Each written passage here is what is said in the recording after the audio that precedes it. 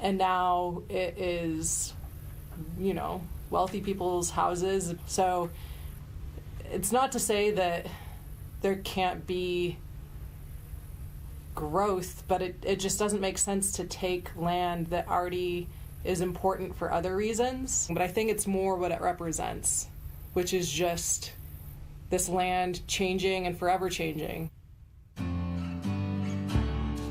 She's worried that as the juggernaut of development continues, whether through future sales of public land or the rush of outsiders flocking to Montana, something fundamental will be lost. Once you pave wilderness, it's not going to come back. It's forever that way. And, people who buy those sorts of places are trying to get a version of Montana that we understand. It's really appealing to feel like you have your own slice of paradise.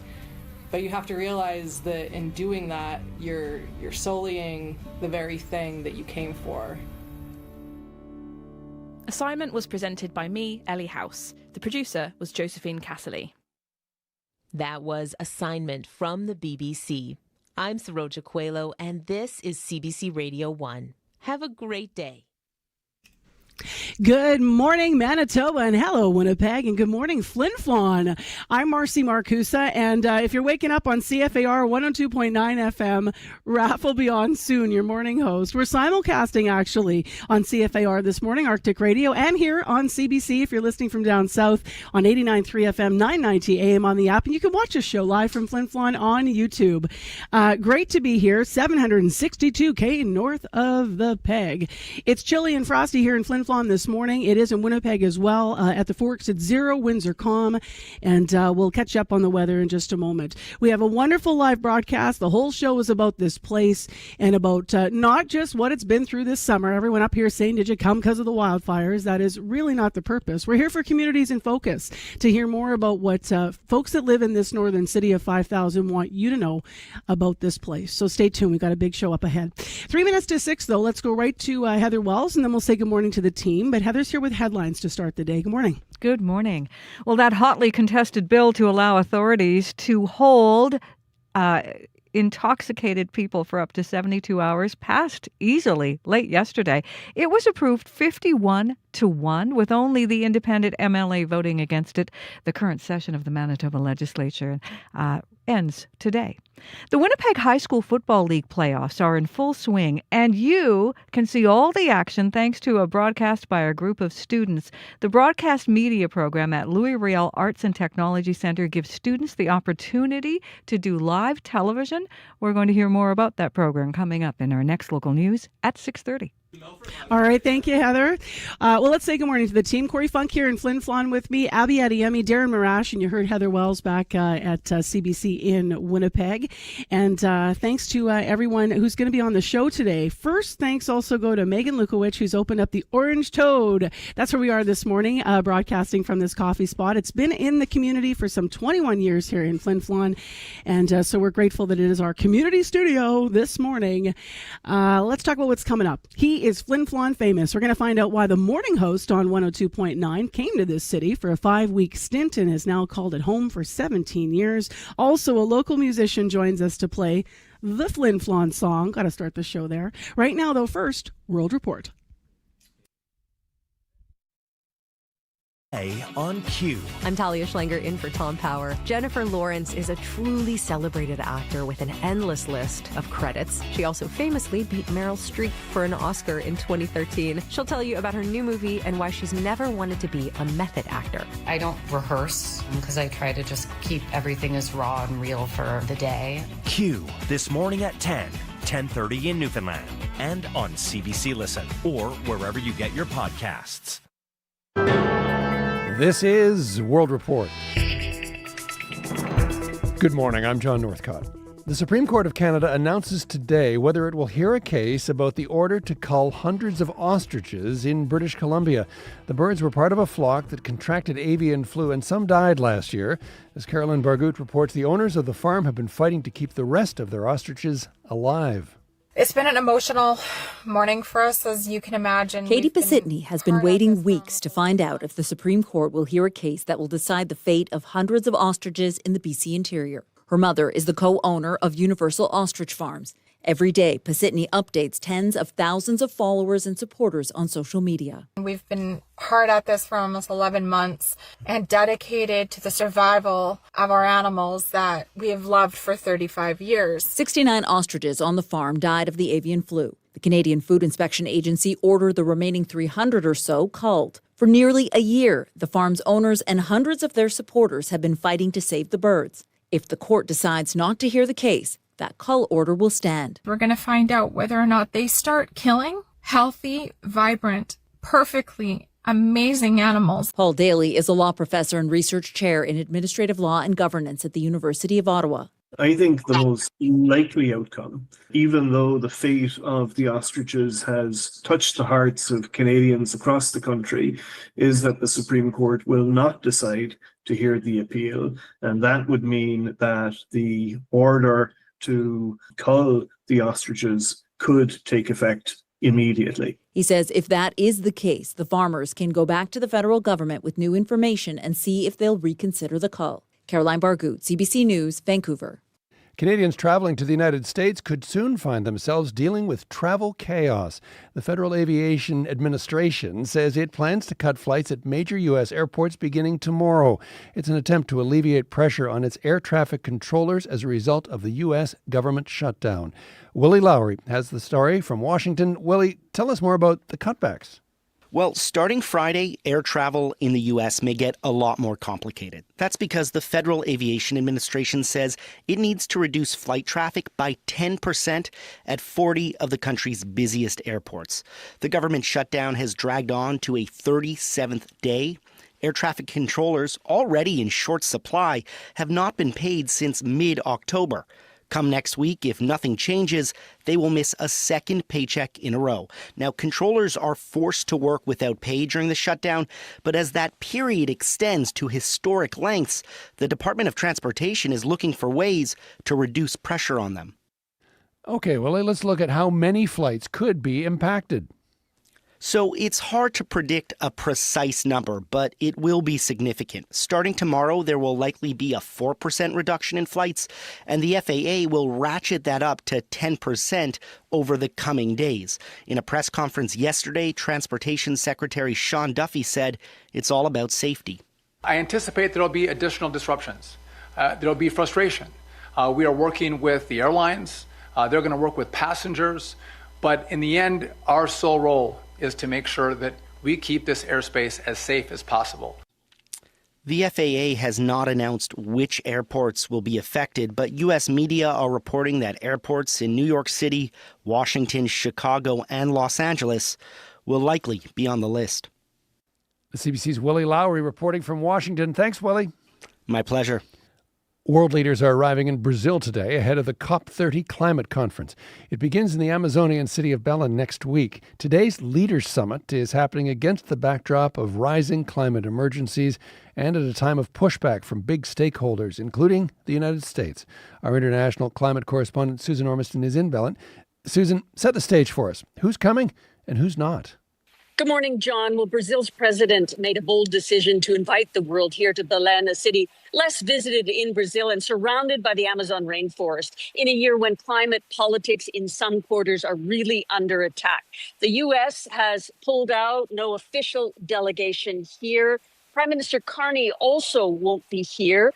He was once the UN envoy for climate finance, but the PMO says with the federal budget vote looming, he can't afford to be away. And some will read that as a step back from his climate change focus in the past. Canada's Environment Minister, Julie DeBrussen, is coming next week. So is Stephen Guilbeault, who's moved out of the Environment Ministry in May, but has long experience with these negotiations. So that's who's there, Susan. What are they going to be talking about? You know, John, it's fair to say that this COP is about trying to retool how countries tackle the climate crisis. The Paris conference was 10 years ago. It set that important target of limiting heating to 1.5 or 2 degrees Celsius. Well, we're missing that target consistently. The world is still heating up. So it's a reality check. How, with this consuming tariff war and rising demand for electricity, how do countries transition away from oil and gas? And how will we finance rising damages from extreme heat and weather made worse by carbon emissions. CBC's international climate correspondent Susan Ormiston in Belém, Brazil. Thank you, Susan. You're welcome. The Philippines is in a state of emergency. At least 114 people are dead after Typhoon Kalmegi hit earlier this week. More than 100 still missing in the country's central provinces. The area is seeing major devastation. Everything is destroyed. All we can do is cry, says this woman as she sorts through a destroyed wooden hut. She's among the 560,000 people who've been displaced. The state of emergency allows government agencies wider access to emergency funds and faster delivery of aid. Kalmegi is now moving towards Vietnam. Israeli officials say there are now 6 bodies of hostages still in Gaza. More remains were returned overnight. Officials say they belong to Joshua Loitu-Molel, a 21-year-old agriculture student from Tanzania who'd come to Israel on a scholarship, or rather on an internship. At the start of the ceasefire between Israel and Hamas, the bodies of 28 hostages are believed still to be in Gaza, or rather the bodies were believed to be in Gaza. Their slow return to Israel has stalled talks aimed at pushing that agreement into Phase 2. Poland and Romania are deploying a new weapon system to defend against Russian drones. It's called the MEROP system. It can identify drones and close in on them, even using artificial intelligence to navigate when satellite and electronic communications are jammed. Here is NATO Secretary General Mark Rutte. We need the capabilities, we need the equipment, real firepower, and of course the most advanced tech. Because the threats we face are real and lasting. The system is being deployed following drone incursions into NATO airspace. NATO officials say their goal is to make the border with Russia so well armed from Norway in the north to Turkey in the south that Moscow's forces will be deterred from ever crossing. It's being called the biggest genomics study launched in Canada. Researchers will test 100,000 people in Ontario to see if they carry genes that put them at a greater risk of cancer and heart disease. Right now, this testing is only offered to a limited number of Canadians based on family medical history. As Jennifer Yoon explains, researchers are hoping the data they collect could be helpful for use in wider screenings. The human genome is an extremely rich source of information. Our bodies contain thousands of genes. Some mutations put us at higher risk of cancers and heart disease, but many of us don't know which mutations we could have. Researchers like Dr. Raymond Kim are testing out ways to change that. We need to find that sweet spot where we are able to offer this more broadly with updated cost-effectiveness analysis. As part of a study out of Toronto's University Health Network, Kim and his team will test the genomes of 100,000 people for genetic conditions associated with several cancers and heart disease. The goal is to expand testing to the broader population over 5 years, but they're starting with cancer patients who don't always get a genetic test. We don't know their genetic makeup, and knowing their genetic makeup helps them to see if we have to be concerned of any other cancer, but also importantly identifies their family members that would be at risk. I think it's absolutely fantastic. Genetic counselor Jenna Scott says this study could be an opportunity to see who would benefit from wider screening and what kind of resources it would take. Be sort of a foundation for how do we roll this out on a even larger scale. Part of that preparation, Scott says, should include reducing barriers to screening and care, especially for underserved communities. Jennifer Yoon, CBC News, Toronto. And that is the latest national and international news from World Report. If you're enjoying the World Report podcast, and we hope you are, please follow us and tell a friend. It helps to spread the word. I'm John Northcott. This is CBC News.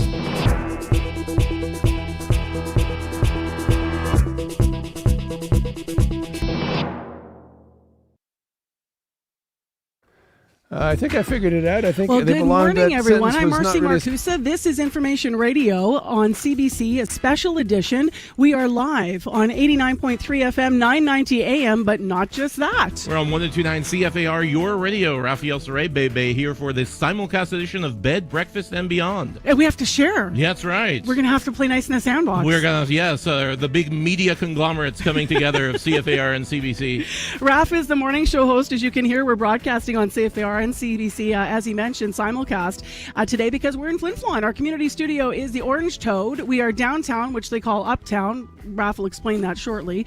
But our show is all about Flin Flon today. We, this hour, are going to find out why Raph came to this city for a 5-week stint and has now called it home for 17 years. Also this hour on the show, a local musician's going to play the Flin Flon song and talk about his role in this community. And the mayor is going to be here as well. He says, quote, "This town is not going to die." Why does he say that? Well, the mayor of Flin Flon says he said it to many a premier over the years, knowing that the economy was built around a mine that left this city in 2022. But what is the long-term economic viability of Flin Flon? The mayor will join us here live at the Orange Toad coming up just before 7, right now 6:11, and it was frosty waking up here this morning. We're going to get into our forecast in a moment here on 102.9 and on 90.9 FM, which is CBC in Flin Flon in a moment. But right now, let's go over to Heather Wells back in Winnipeg. She has your headlines. Good morning. Well, intoxicated people in Manitoba can now be legally detained for up to 72 hours. The hotly contested Bill 48 went to a vote late yesterday afternoon at the Manitoba legislature. And despite weeks of back and forth debate both inside and outside the chamber, the final vote wasn't even close, 51-1.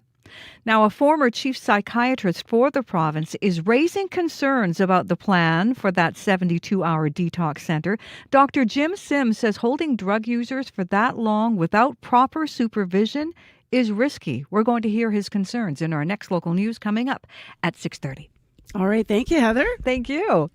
So 762K north of Winnipeg, and I'll tell you what, you think we're far apart in the province until we have the exact same forecast. It's frosty here, which is normal, right, Raph? Yes, it's Flin Flon, it's the Great Wide North, and we've had ourselves an excellent November. Usually we get a white Christmas around Halloween, but we were able to avoid that this year. Same thing in Winnipeg, which I know you spent some time in Winnipeg too, so you know it well. Yeah, did some growing up in Winnipeg, a little go U of M, go Bisons, St. Paul's High School, go Crusaders. Love that. Lots of shout-outs this morning. In the weather forecast for today for the rest of the day, so we're both starting out frosty. Flin Flon the rest of the day, winds 20 to 40, a high of -2. In Winnipeg, a few showers actually expected this afternoon, a cloudy day, a high of 4 degrees, and then that rain turns to flurries tonight. We all knew it had to happen sometime. And in Winnipeg, currently -1. Over in Brandon right now, it is cloudy, it's -1. And up in Thompson, if you're going even further north, it's snowing right now, and it is -9. Or if you're going to Thompson, rather. Okay, let's get to what's happening on the streets of Winnipeg. Sorry, Flin Flon listeners, but we got to go back there for a bit of traffic with Abby Adiyemi. Yeah, if you're heading out this morning, traffic's still moving smoothly for now, but the regular rush hour traffic will be building later. Just a heads up of some issues to look out for later. Arlington Street between Portage and St. Paul, all northbound lanes will be closed for zero work. And around the Dougal end, at Dawson to Panet, we're going to see curb lanes in both directions closed for zero work as well. But local traffic will open for rush hour. You see anything in traffic? Let us know. 788-3093.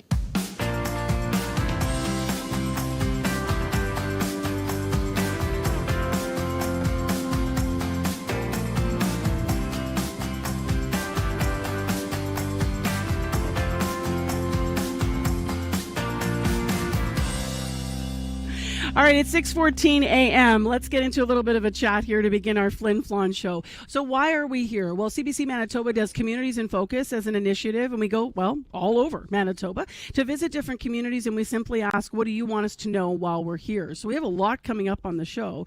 And as I mentioned, broadcasting on 89.3 and then 90.9 FM, that's CBC up here, and we've taken over your airwaves at 102.9 at CFAR. Now, if you know anything about radio, and this is the truth, it is built on community. And having been in this business for more than 20 years, that is absolutely the truth. In times of crisis, you call the radio station. Often the local news is covered by your local radio station if you're lucky to have one. So who better to help us start the show than, as you heard, the Hungarian heartthrob, the host of the Bed, Breakfast, and Beyond Morning Show, Raphael Saray, baby! Hey, greetings, salutations. Great to have you here in our lovely community, Marcy. Did I do that right, the baby? That was good. That was done with vim, vigor, and enthusiasm, as we like to say. Is it true that a 4-year-old actually got in your face and said that and you were so excited? They pointed at me and went, Raphael Saray, baby! I went, well, that's the whole reason why we do it here. Tell me a little bit about why you stayed here. I mentioned 5 weeks filling in, and then you just have lived in Flin Flon for 17 years. Yeah, I've been here for a little bit. They gave me the morning show, and it is a great community. It's a really neat place. I call it the big sandbox. It's a big playpen. I'm involved in the arts and theater scene going on here, and it is amazing the talent and investment that people put into it. So it just kind of stayed. Met my missus here, proposed on the air, so it all worked out. In terms of your station, you're part of the Arctic Radio Group. It goes back to the 30s. It's a music station primarily, but you do also have features that bring the community vibes in. Tell me what some of the features are that keep you connected. Yeah, we have feature chats. We'll interview community members. We'll interview the head of the Rotary Club. We'll talk to the mayor. We'll talk to City Council. Of course, we cover the Flin Flon Bombers. For those listening, Flin Flon Bombers won 2-1 last night in Melfort. I do the best person in the world, which is a shout out of a community member who has done something big or small and positive. We have things like the Traders Post, where people come in and they ask, like, I got 3 bald tires and a trip to Saskatoon, willing to take offers to it. And it's so the radio station is kind of a hub, kind of a campfire for the whole town. I love that image, a campfire for the town. I also I love Traders Post things. A lot of small radio stations. I worked in Steinbach for some time, and I just love people calling in and trading. That's how I got my dryer. Who is the best person in the world? Give me an example of someone you would have best person shouted in the out. world. We had our dear bus driver, John. So a radio shtick that we did with our insurance salesman was getting me to actually get a license and drive a car. So before that, there was a big snowstorm, and the garage to the bus wasn't feasibly able to be open because they got to shovel it out. So bus driver came in his Jeep and went, I'll take you, and went to the stops for the 6 o'clock run, me and a couple of other people, and drove us in his own vehicle as they were getting out the bus. So it's just small things like this that are actually big, neat things. Yeah, for sure, especially in a city. So you guys have about 5,000 people here. And I want to ask you on the serious note, what happened to you guys at the station when the wildfires broke out? Like, what was the moment that you had to get off air? That was something. So the mayor of the communities, because we're Flin Flon, Creighton, and in Air Beach, we border the Saskatchewan side, they all called the radio station and went, interrupt the music, breaking news, everybody's got a bug out. So we kind of didn't know logistically what that meant at the radio station. So we stayed to try and give news until we got the call or got a knock on the door from the RCMP, who were going door to door, booting people out. We went, can we do the news? They went, no. They took us all out. We locked locked the radio station. They put a yellow ribbon on the door handle, and we were off. What was it like being having to hear the news from your city that you know so well when everyone was so dispersed for like a month? It was challenging because, we went to Winnipeg to my sister's basement, me and my family, and we were trying to get in touch with our radio family because we had to sort of jerry-rig things because we have affiliates in Thompson and the Paw as well, and just trying to figure out when we're coming back, if we're coming back, and then coordinating things with local government. You had to talk to the Saskatchewan government, the province, the city, so it was a stressful time for sure. Yeah, people have to remember that Flin Flon is right on the border. So I think down south, people often forget. You guys are literally like you can throw a baseball and hit Saskatchewan. Yeah, a lot of rider flags around here, yeah. So someone told me that that's one of the jokes, that you can hit a home run and it lands in another province. Yeah, you can hit a foul baseball. You can hit a foul ball playing slow pitch, and it would be on the Saskatchewan side. Yeah. Northern towns that lose mines, like Flin Flon did in 2022. Of course, you still have Snow Lake a couple hours away, but they often do end up shuttered and sparse. That is not the case here. The mayor will talk a little more about that. But what do you think when you think about the people, about why? Why that hasn't happened, and what's key to sort of Flin Flon thriving in the future? Well, the mine was definitely a magnet to bring skilled tradespersons, and then families all come here. But when you do come here, you sort of find your own fun. You find your group, whether it's in a thriving art scene, a lot of outdoors. We've got Great Lakes 10, 15 minutes away. Cabin country is pretty much everywhere. So once you get here and something closes, you've got these skills, you've got this family. So you either start your own business, you hook up with some friends, and you just kind of figure it out because you don't want to leave here. Okay, you're going to be with us all morning. Obviously, we're together all morning here on both CFAR and CBC. But let's just get a few things clear. We're downtown, but you guys don't call it downtown. You call it uptown. Yes. Why? Because you go up the hill to get here. I could have figured that out. Yeah, pay attention, Marcy. I'll throw them out there. You take the ones you want. I might catch them. They might go foul in the other province. I don't know. Flin Floners, is that what you call yourself? Flin Flonians for some. Okay. I like Flin Floners. Flin Flonians is a little more bougie, a little more shishi. Okay, I'm writing Flin Flonians down so I sound bougie. I like bougie. Flintabby Flamison. How long did it take you to master that? It's one of those things where you read a lot and you don't really say it. Some old school fans of National Film Board things may know it. But yeah, we have Flintabby Flodden, the big statue right in the start of town, who gives you a thumbs up as soon as you come in.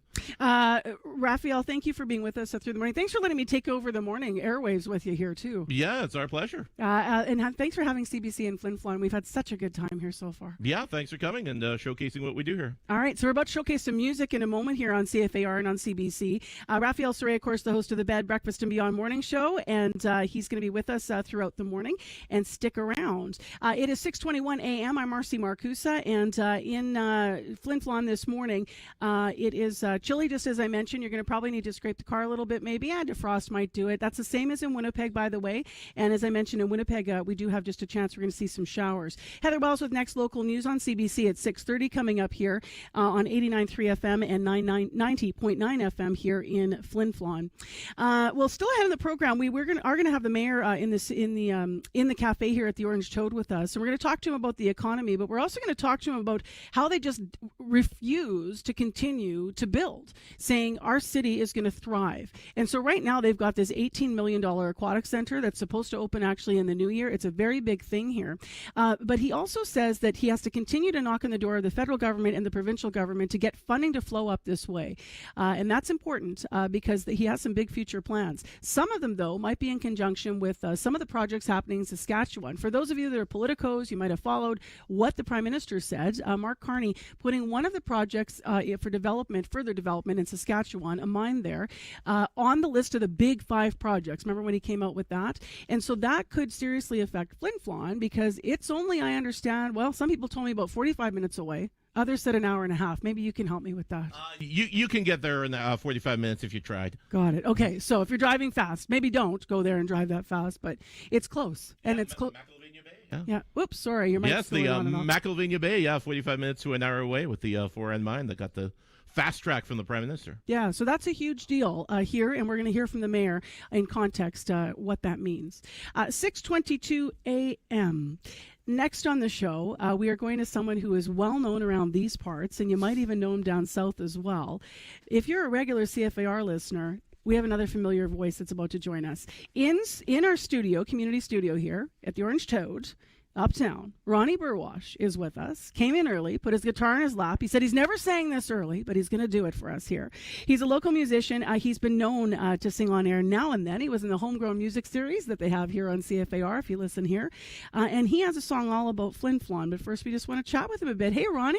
Hi, good morning, Marcy. You've lived here. What do you love about living in Flin Flon? How long you lived here? Well, I was born here, but I didn't always live here. I worked here for a while, and then I left, and I ended up all over in Yellowknife. I had sisters there, so and then I ended up in Winnipeg, and ended up meeting my wife there, which I knew ever since we were kids, but still, how it goes, Yeah. And so anyway, then we came back to Flin Flon in 1973, and I started working at the company again, and been here ever since. What's the music scene like here in Flin Flon? Raph was just talking about the art scene, the music scene, and it's hard not to notice how thriving everything is. What's it like for you as a musician? Well, you know what? Most people they treat me pretty good. I get to go on some kinds of different venues. Of course, I'm more or less a country guy, although I like all kinds of music. But, but there's so many talented musicians around this town. It's Corey, unreal. I'm going to get you to move that cord from around his neck because every time it's cracking. This is live radio, folks, so we're just going to fix that before Ronnie sings because every time he's moving, it's just kind of making that noise. I'm going to clean that up right before. It's like a live sound check here on CBC CFAR because he's about to be singing for us. Or maybe, Corey, you can hold it still. I can move a little closer there maybe too. Yeah. How's that? I think that's good. I think that's going to work better for us, Ronnie. You comfortable there? Oh, yeah. I'll manage. What are you going to sing? I want to sing the Flin Flon song. This song was written by Irvin Freeze. I'm not sure what year, But in the 40s, I guess maybe during the war as well, the farmers would come up here in the wintertime and work.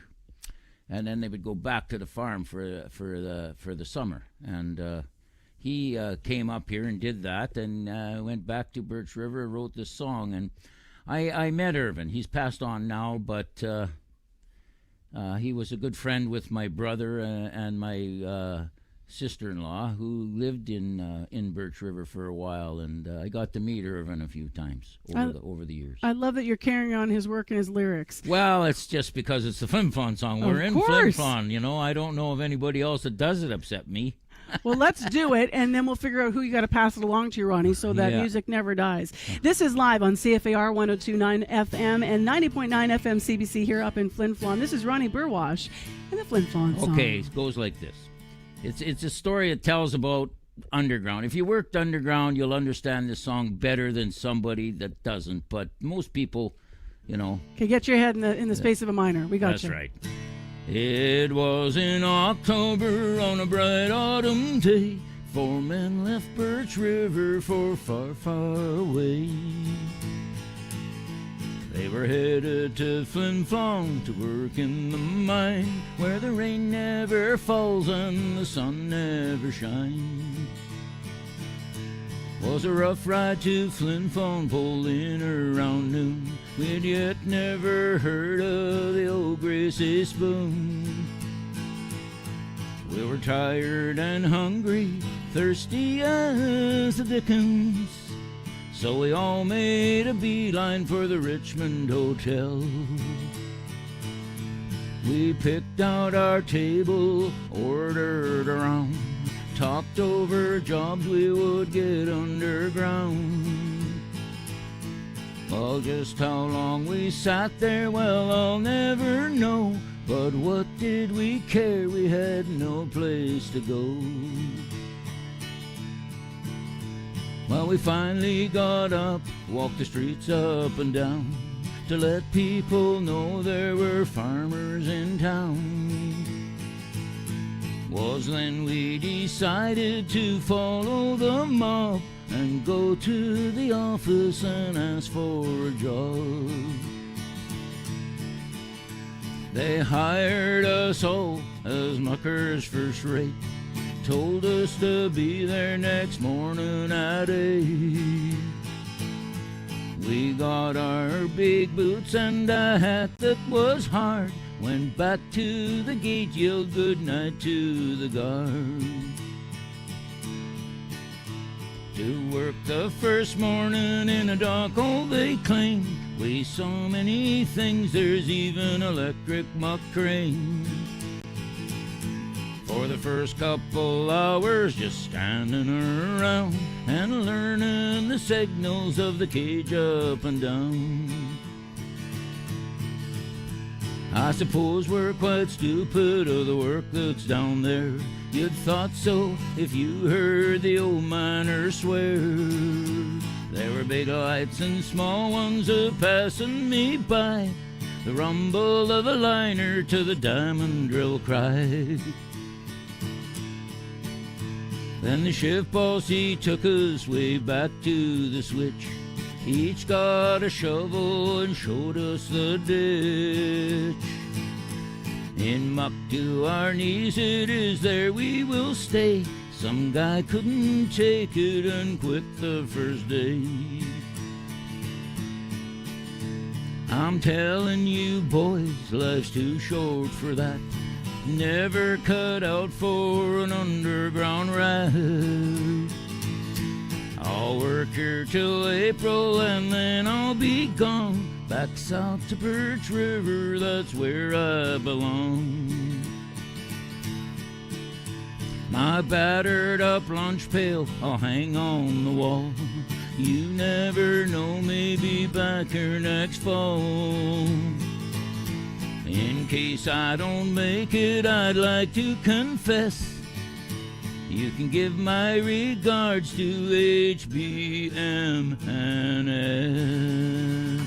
All right, let's hear it in here. Everybody in the orange coat really early this morning on our simulcast with CFAR and CBC. Ronnie Burwash live with the Flin Flon song. Ronnie, thank you. You sounded great early this morning. What a story that was in the song. Thank you very much for having me. So it's going to all make sense to you why that's the Flin Flon song. This half hour when we hear from the mayor. 3 years ago, 700 people lost their jobs here, but the population only went down 10% when the mine here closed. So we're going to find out the key to the future of Flin Flon and why the mayor says he's not worried at all. Partly because he says this city, has a can-do spirit like nowhere else in Manitoba. I'm Marcy Marcusa. You're on CBC and CFAR 102.9 and 90.9 FM, and your news is next. This is CBC News. Good morning. I'm Heather Wells in Winnipeg. At 6:31, it is -1 in Winnipeg. We're expecting a few showers to begin this afternoon, and those showers changing to flurries this evening, a high today of 4. Intoxicated people in Manitoba can now be legally detained for up to 72 hours. The hotly contested Bill 48 went to a vote late yesterday afternoon at the Manitoba Legislature. Despite weeks of back-and-forth debate, both inside and outside the chamber, the final vote wasn't even close. Ayes 51, nays 1. The motion is accordingly passed, and the hour being past 5 o'clock, House is adjourned. Independent MLA Mark Wasilyu was the only member to vote against the bill. The government had accused the Conservatives of stalling the vote, but late yesterday afternoon, Tory leader Obby Khan said his party was not trying to delay. Now, the legislative session will end today. The government had threatened to extend it to ensure that vote on Bill 48. Now, some doctors are raising concerns about the province's plan for a 72-hour detox center. They say locking up meth and opioid users may put them at risk if it's not matched with proper care. Dr. Paxton Buck is a Vancouver-based addiction specialist. He says there's little evidence backing the idea. What do we hope to gain by an additional 48 hours of involuntary care, of incarceration? And is that ethically or practically speaking the best use of resources? The province had planned to open the centre this past weekend. The Supreme Court of Canada will announce whether it will hear appeals in a challenge of Saskatchewan's pronoun law. That law prevents children under 16 from changing their names or pronouns at school without parental consent. Premier Scott Moe's government invoked the Charter's notwithstanding clause in the legislation, but trans activists say the rule causes irreparable harm to young people with different identities. You can hear more on that story and other national and international news coming up on World Report at 7. A former Sikh priest has been ordered by a judge to explain the source of his wealth after being accused of stealing more than $400,000 in donations. Sukhwinder Singh was head priest at a northwest Winnipeg temple for more than a decade. Last year, he was charged with theft and possessing proceeds of crime. The organization that runs the temple says surveillance video showed Singh stealing from a donations box. Singh is alleged to have purchased a $300,000 home in 2019. He now is the first person to face an unexplained wealth order in Manitoba. His criminal trial is expected in February. The Winnipeg High School Football League playoffs are in full swing. And you can see all the action thanks to a broadcast by a group of students. The broadcast media program at Louis Riel Arts and Technology Centre gives students the opportunity to do live TV. Their LRSD TV YouTube channel streams all the football games live, and the production is run entirely on student power. Graham Parsons knows firsthand how the program can benefit you down the road. He graduated in 2018 and quickly got a job in the industry. It started as a Bisons, and then I got more involved in the Bombers side of things, and then eventually moved on to TSN and Dome Productions. My hope tonight is that I'll be able to just kind of act in more of a mentorship role. That's what I received when I was at the program, and that's why I like coming back. The program teaches students about production for radio, TV, and the internet. Well, in the NHL, Alex Ovechkin has reached a new hockey milestone.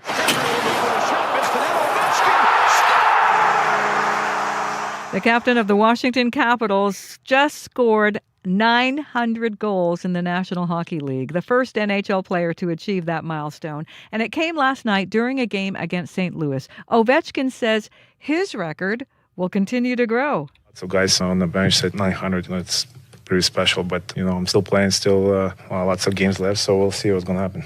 Ovechkin beat the all-time scoring record of Wayne Gretzky way back in April. Gretzky scored a mere 894 goals in his career. You can find the latest news updated throughout the day. All you have to do is head to cbc.ca/Manitoba. All right. Thanks, Heather Wells. Thank you. Let's get into the weather forecast here briefly. I'm covering for Abby this morning. We're live in Flin Flon at the Orange Toad. That's our community studio today, so we're far north in Winnipeg. We're also broadcasting on 102.9 FM. So let's get into Winnipeg's forecast first. Few showers this afternoon. Winds west at 40, high of 4. Rain's going to turn to flurries tonight. It's just that time of year. Winds 30 to 50. Can't really complain, folks. We're like into November, right? Flin Flon, also frosty this morning. For your day, mix of sun and cloud. Winds 20 to 40, high -2. Tonight, partly cloudy, low -4. Over in Brandon today, you've got a 60% chance of showers as well with a high of 4. And finally, over in Thompson, mix of sun and cloud, 30% chance of flurries and a high of -8. We are broadcasting, as I mentioned, on CFAR and on CBC Simulcast. That means Raphael Saray, morning host on 102.9, is with us this morning. We heard from Ronnie Burwash before the 6:30 news, played the Flin Flon song, and totally undersold a whole bunch of his history. Yeah, he's a humble guy, so I got to pump his tires for him sometimes. So Ronnie Burwash, kind of Flin Flon icon. He played with the Flin Flon Bombers with Bobby Clark and Reggie Leach and all those guys back in the glory days. He's a descendant of Louis Riel. He's a perennial performer at the National Indigenous Peoples Days, so he's kind of a big deal around here. But as you can see, he's a very humble, soft-spoken guy who just wants to play his guitar and sing his songs. I love that you said all those things just like in it, like so quickly, like, you could have stopped on any of them. Like, oh, he's a descendant of Louis Riel. He played with Reggie Leach. You know what I mean? He taught Reggie Leach how to write and Bobby Clark how to fight. That's what we say here. Sweet. Let's find out about traffic. Abby's got that back at CBC in Winnipeg. Yeah, I got a call from Ron earlier. Stalled car, Archibald northbound, right-hand lane, about 200 meters before the Provincial Bridge. There's a stalled car there, so you should approach with caution. Also, remember, Bison Drive, Waverly to Pembina, eastbound median lane, left turning lanes closed for communication walks, so look out for that also. You see anything in traffic, let us know. 788-3093. All right, thanks, Abby. 6:37 a.m. By the way, Ronnie also runs the Manitoba Métis Federation chapter up here. And if you are Métis and you are listening in this Flin Flon area, you should go to the meetings. I bet he's got some good stories in addition to what he wants to talk about at those meetings. I told him I'd do a plug to get more members up there. I'm Marcy Marcusa. We got to turn our attention to some more serious business now. From Flin Flon Live this morning, but covering the nation's business news, Hallie Cotton joins us now to talk about exporters with some concerns. Hey there, Hallie. Hi, Marcy. So Canadian exporters closely following this landmark case at the U.S. Supreme Court that heard arguments for and against President Trump's tariffs yesterday. What happened? Yeah, some really passionate arguments, some tough questions from the justices. Lawyer Neil Katyal represents small business owners who say the tariffs are just another tax and that Trump overstepped by applying them. Our founders gave that taxing power to Congress alone. Yet here, the president bypassed Congress and imposed one of the largest tax increases in our lifetimes. But Trump's lawyer, John Sauer, argued the tariffs are not a tax. These are regulatory tariffs. They are not revenue-raising tariffs. Fixing them will make America a strong, financially viable, and respected country again. Now, Sauer's arguments didn't seem to sway the justices, including conservative ones who are Republican appointees. Justice Neil Gorsuch said a couple of times that he was struggling to accept Sauer's arguments and seemed concerned about setting a precedent. What president's ever going to give that power back? Pretty rare president. It's going to take weeks, Marcy, or even months before the court renders its decision, although Trump has asked for a quick ruling. And here's the thing, even if the tariffs are found to be illegal, it won't affect the sectoral tariffs on our steel, aluminum, cars, and softwood lumber. It would affect, though, other Canadian exports not covered by CUSMA. Let's go to another story in business. Now, when you think about lobster, a lot of us might think squeeze a lemon, maybe a wee pot of garlic butter, or maybe a big pot of garlic butter if you're me. But microplastics are making news, right? Yeah, they have been found in lobster meat from lobsters caught off Nova Scotia. Researchers from Dalhousie University picked out 16 store-bought lobsters from 4 different commercial fishing areas. They used a special dye called Nile Red to make the microplastics glow under a microscope. And what they found was that in every single lobster they tested, they found microplastics. Now, that's raising questions about Nova Scotia's most lucrative commercial fishery. In 2023, it was worth $821 million, according to the DFO. Earlier studies have found plastics in mussels and clams and oysters and have been linked with increased mortality rates in crabs and shrimp. We will leave it there this morning. Hallie, thank you. Enjoy. Thanks very much, Marcy. Yeah, we will be enjoying Flin Flon here. Hallie Cotton with a bit of an abbreviated version of our business news.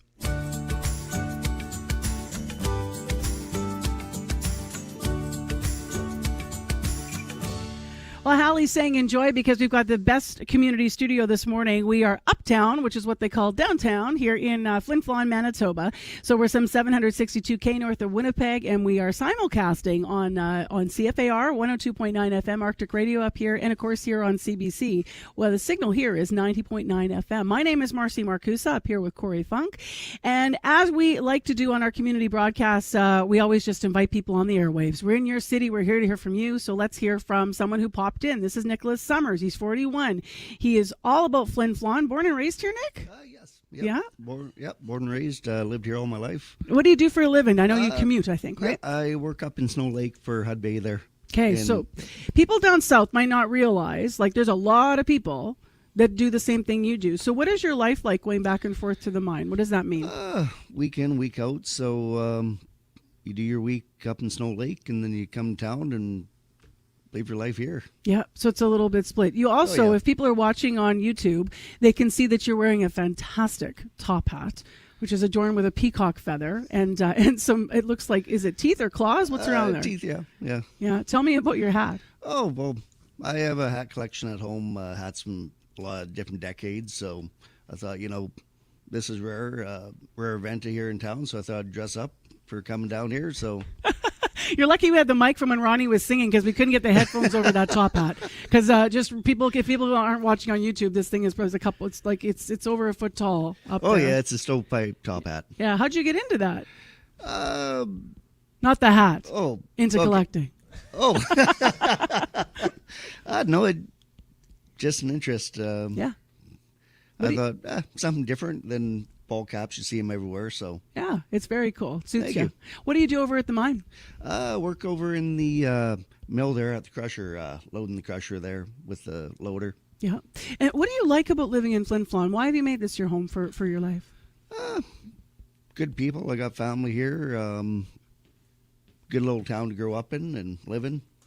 How worried were you when the mine pulled out of here in Flin Flon 3 years ago? Like, I'm just wondering what that moment was like, because everybody in Manitoba might, know other towns that have sort of a big industry, and then you lose that, and then what's next? Was there a lot of stress, or is this? Did you have a moment where you were worried about it? For me, yeah, because I bought a house recently here in town, and I didn't really know what was going to happen, if I would have a job still, or what the future was going to bring, so there was concern there. Yeah. Were you one of the workers then that would have been working there, and now you're working at Snow Lake because they moved your position there? Yeah, I luckily had enough seniority to be transferred over to Snow Lake when they shut the operations down here. What do you do in the weekend? What is it? What do Northerners do in the weekend? I know you don't speak for everyone. Well, I do wood burning pictures, so I work on those, and then I do work for my club there. We're all over the world, so... What's your club? Slow Rider Scooter Club.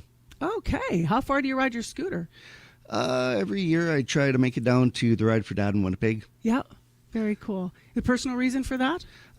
No, just a good cause, good people. Hello, Ed, if you're listening. Love that. Thanks for stopping in and saying hi on CBC and CFAR. Well, thank you for having me. Meeting Flin Floners this morning. Or what did Raph tell me to say? Not Flin Floners. Flin Flonians. It's bougier. he said. So that's what I'm going to say. Meeting Flint Flonians this morning here. We're live at the Orange Toad. I'm Marcy Marcusa. You're listening to CBC. Well, up next on the show, you've already heard this mentioned, and that is because if you're in Flin Flon and you talk about the Bombers, you're not talking about the Blue Bombers. You are talking about the Flin Flon Bombers, who won last night 2-1 in Melfort, I think, on the road, which is very good. And so next on the show, we're actually going to take you to a game. We this morning are going to hear a little bit more about what the team means to the community. We first, though, want to take you to where CBC's Corey Funk was. He caught the Flin Flon Bombers game here in the city on Tuesday night over at the Whitney Forum. He wanted to hear what Flin Floners not only like about the team, but also what they love about this place, this city of 5,000, this place of perseverance that this summer people were out of for a full month. And I think what we're hearing on the streets here since we've been here this week is when people return, there's almost some people are expressing a new appreciation for their community here in northern Manitoba. So Corey talked to people about what they love about Flin Flon, but also about what they'd like to see change. He met Christine Elise.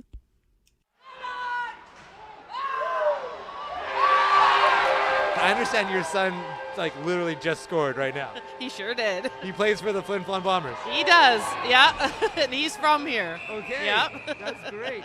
How long has your son been playing for the Flin Flon Bombers for? This is his 4th year. Okay, Yeah. that's great. Yeah. What's his name? Give him a shout out. His name is Joey. Okay. What does this team kind of mean to the city, I guess? Everything. I mean, we're a hockey town, but it really just brings everybody together. It's something to do on any night, especially in the winter and everything. And it's a long tradition in the community, so it means everything, yeah. What do you love about living in Flin Flon? I was born and raised here, so I love everything about it. My husband's from here too, and my mother-in-law is, we're running a business here. It's a hunting and fishing lodge, just 5 minutes out of town. So we love everything. We love the wilderness and the fishing and the lakes and swimming and the beaches and all the tourism. We love the small town things. We love the Orange Toad. We love that we grew up here and we went to school here. We did a picture a few years ago with our 4 kids that they all graduated here from, even through COVID and the boys being out of town and everything. We're all from here and we all graduated from the same high school as our parents and everything, so it just really means a lot to us. Yeah. Flin Flon's in your blood, huh? It is in our blood, and it gets in your blood, yeah. People that move here, it gets to them. That the saying is once a bomber, always a bomber, but when you're from Flin Flon, you're always from Flin Flon. Your family becomes from Flin Flon, no matter where you go. Once a Flin Floner, always a Flin Floner. Yeah. Just even curious, what's some of the challenges of living in a city like Flin Flon? Then mines closures, there's things like that. What's some of the things maybe you wish your city had? Well, my husband worked at the mine, and now he travels to Snow Lake. So that is tough. It's tough on a lot of families, I think, especially with people with younger families. But I would say medical would be our biggest thing. I can't imagine all of my babies were born here in Flin Flon. I can't imagine having to drive somewhere to go and have my baby. That's something we're missing in our community. There's no place for women to give birth here? No, not here in our community.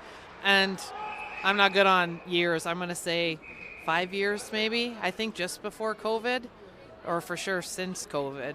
How far do you have to go now to give birth in To Flin the Flon? paw.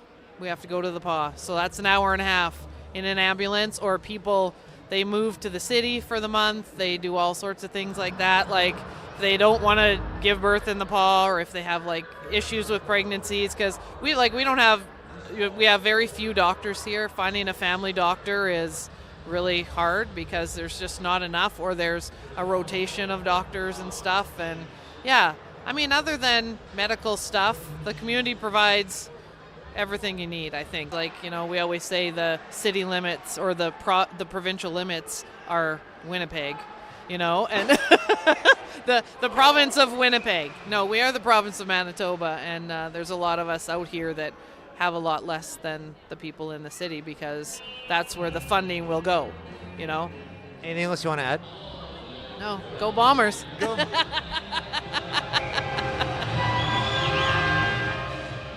Corey Funk talked to Christina Lee's Flint Flonian out at the Bombers game, Flint Flon Bombers on Tuesday night. Big crowds out there. I just got to turn to Ralph for 5 seconds before we talk to the mayor. How many people can the Whitney Forum hold? Legally, it can hold about 1,800 seats, then maybe 2,500 standings, and for playoffs, we'll send the fire chief to a conference and try and put 3,000 people in there. And they'll all come, right? There for the finals, we had half the town in there for the SJHL finals. I love that. 11 minutes to 7 o'clock. We're broadcasting live on CBC and CFAR. Raphael Saray, the morning host at CFAR. I'm Marcy Marcusa. We're at Communities in Focus. So we're live at the Orange Toad, which is uptown here in Flin Flon.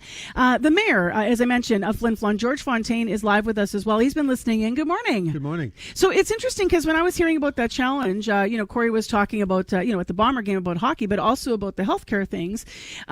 It's interesting because it reminds us that you have a whole bunch of things in Flin Flon, but you might not have every service that is needed here. What could the province or the feds be doing better to support Flin Flon in your view? Change their attitude generally, quite frankly, because we've been a very, very viable part of this community and putting a lot of our income over the last 90 years, 100 years into provincial coffers. And now things have slowed down a bit, not stopped. They're going to turn around. But I think we should be taken more seriously that way. But health-wise, they've mentioned the babies. But then I've been through a couple of medical things here, specifically and personally, when my wife had a stroke 2 years ago.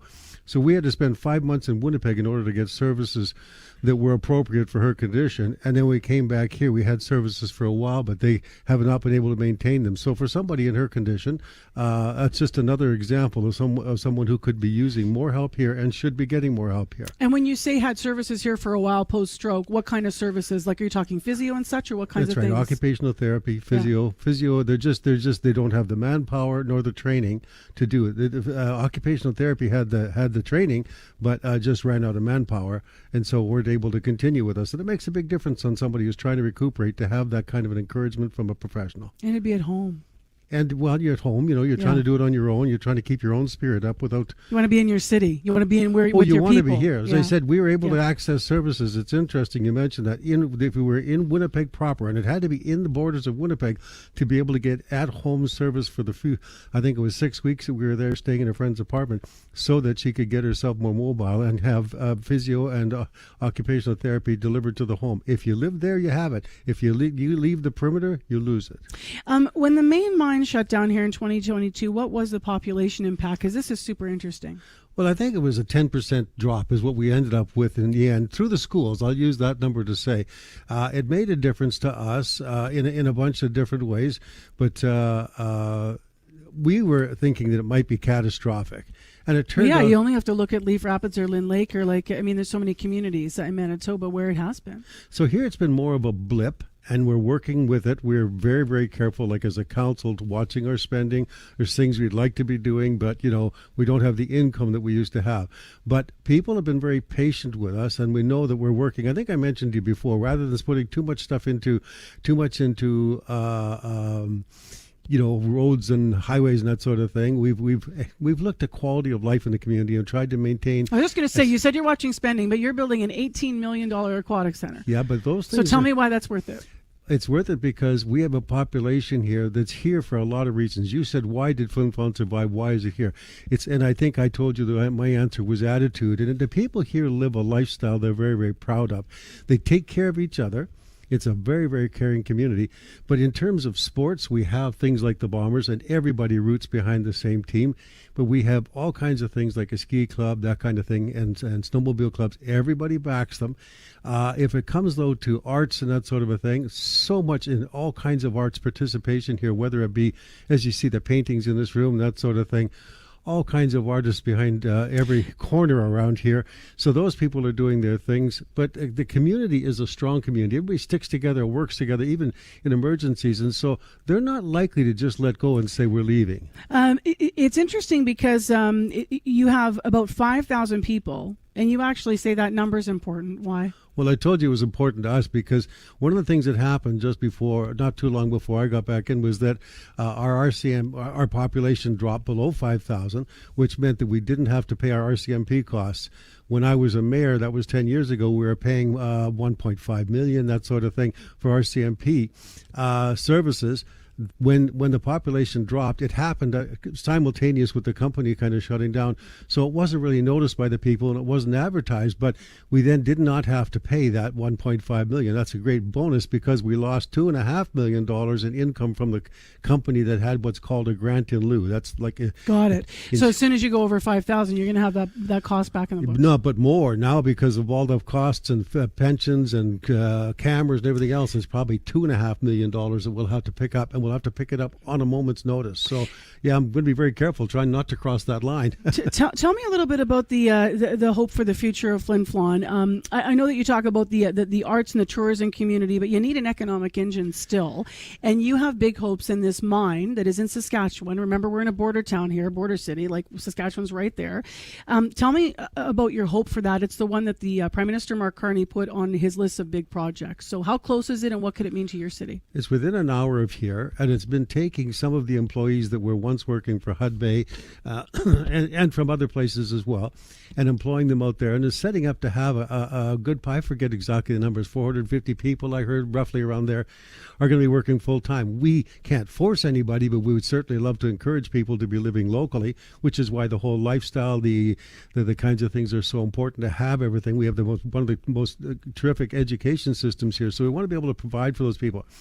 With them, though, they're going to be opening starting to function by next summer, as well as something called Strong Pine, which is a sand moving operation. It's going to be sending sand right across from that same area where the mine is, right across Western Canada. Is it enough for Flin Flon to not have something be based right here? Or is your hope still, like, what projects right here do you have that you hope will drive the economic engine in your city? One is the potential mining of the tailings. So you've got 90 years worth of tailings. That's the leftovers, for lack of a better word, yes. Right? They're sitting there. The dross. Yep. Yes. Okay. So whatever's left over from the mines, they say there's a lot of minerals in there and it's mineable. The company has been in contact with I think a company called Cobalt Blue out of Australia, and they've made some tests. They tell us it looks like it's viable. We'd love to see that go ahead. That would be somewhere over 100 jobs directly in this town. I learned that last night about now it's because before the old tech that you would have, this is when the people in Flin Flon, they just teach you everything about the mines, right? So what I learned is that the old tech might not have been able to extract anything from the tailings, but now in this day and age in 2025, that's why there's some hope that we can get something more out of there. Yes, and the facilities would be revamped to be specific to that task. Yeah. In the next hour, more on the arts and its growth and its importance here in Flin Flon. The mayor just touching on that. Grateful to have you here, and thank you so much for having CBC in your city. Thank you. Yeah, Glad to have you. Mayor Flin Flon, George Fontaine, live with us here at the Orange Toad. I'm Marcy Marcus. You're listening on CFAR 102.9 FM or on 90.9 FM on CBC or in Winnipeg 89.3 FM or watching on YouTube, and we hope you are, as we're broadcasting from the north. Let's go down south, though, for our headlines. Heather Wells is here. Well, the hotly contested bill to allow authorities to hold intoxicated individuals for up to 72 hours passed easily late yesterday. It was approved 51-1, with only the independent MLA voting against. The current session of the Manitoba legislature, by the way, ends today. A former Sikh priest has become the first person to face an unexplained wealth order in Manitoba, accused of stealing more than $400,000 in donations. Sukhwinder Singh was head priest at a Northwest Winnipeg temple for more than a decade. The organization that runs the temple says surveillance video showed Singh stealing from a donations box. We're going to hear more in our next local news coming up at 7:30. All right. Thank you, Heather. Thank you. In traffic, we do have one thing to pass along. In the city of Winnipeg, stalled car Archibald northbound, right-hand lane, about 200 meters before Provincial. 788-3093 if you want to pass anything along. And that number works all over the province. So if you have a problem here in Flin Flon on the highways or in the city, we'd like to hear from you as well. In the next hour of Information Radio, we are going to continue our special broadcast from the Orange Toad here. When a little boy from Flin Flon was being taught about Tom Creighton founding this city, he put his hand up to set the record straight.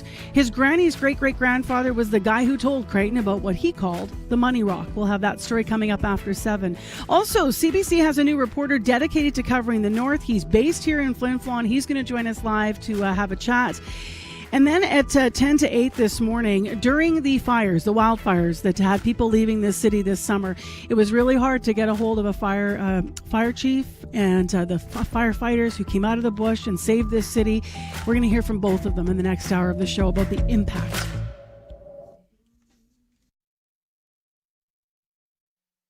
Today on The Current. My goodness, I was young and naive, and why did I ever think that? Margaret Atwood is one of Canada's best-known writers, and though she may write serious, sometimes terrifying fiction, she's also very funny. Margaret Atwood talks about her own life, her new memoir, and reads my palms, coming up on The Current. The Current with Matt Galloway. This morning at 8:37, 9:07 in Newfoundland, and on the CBC Listen app.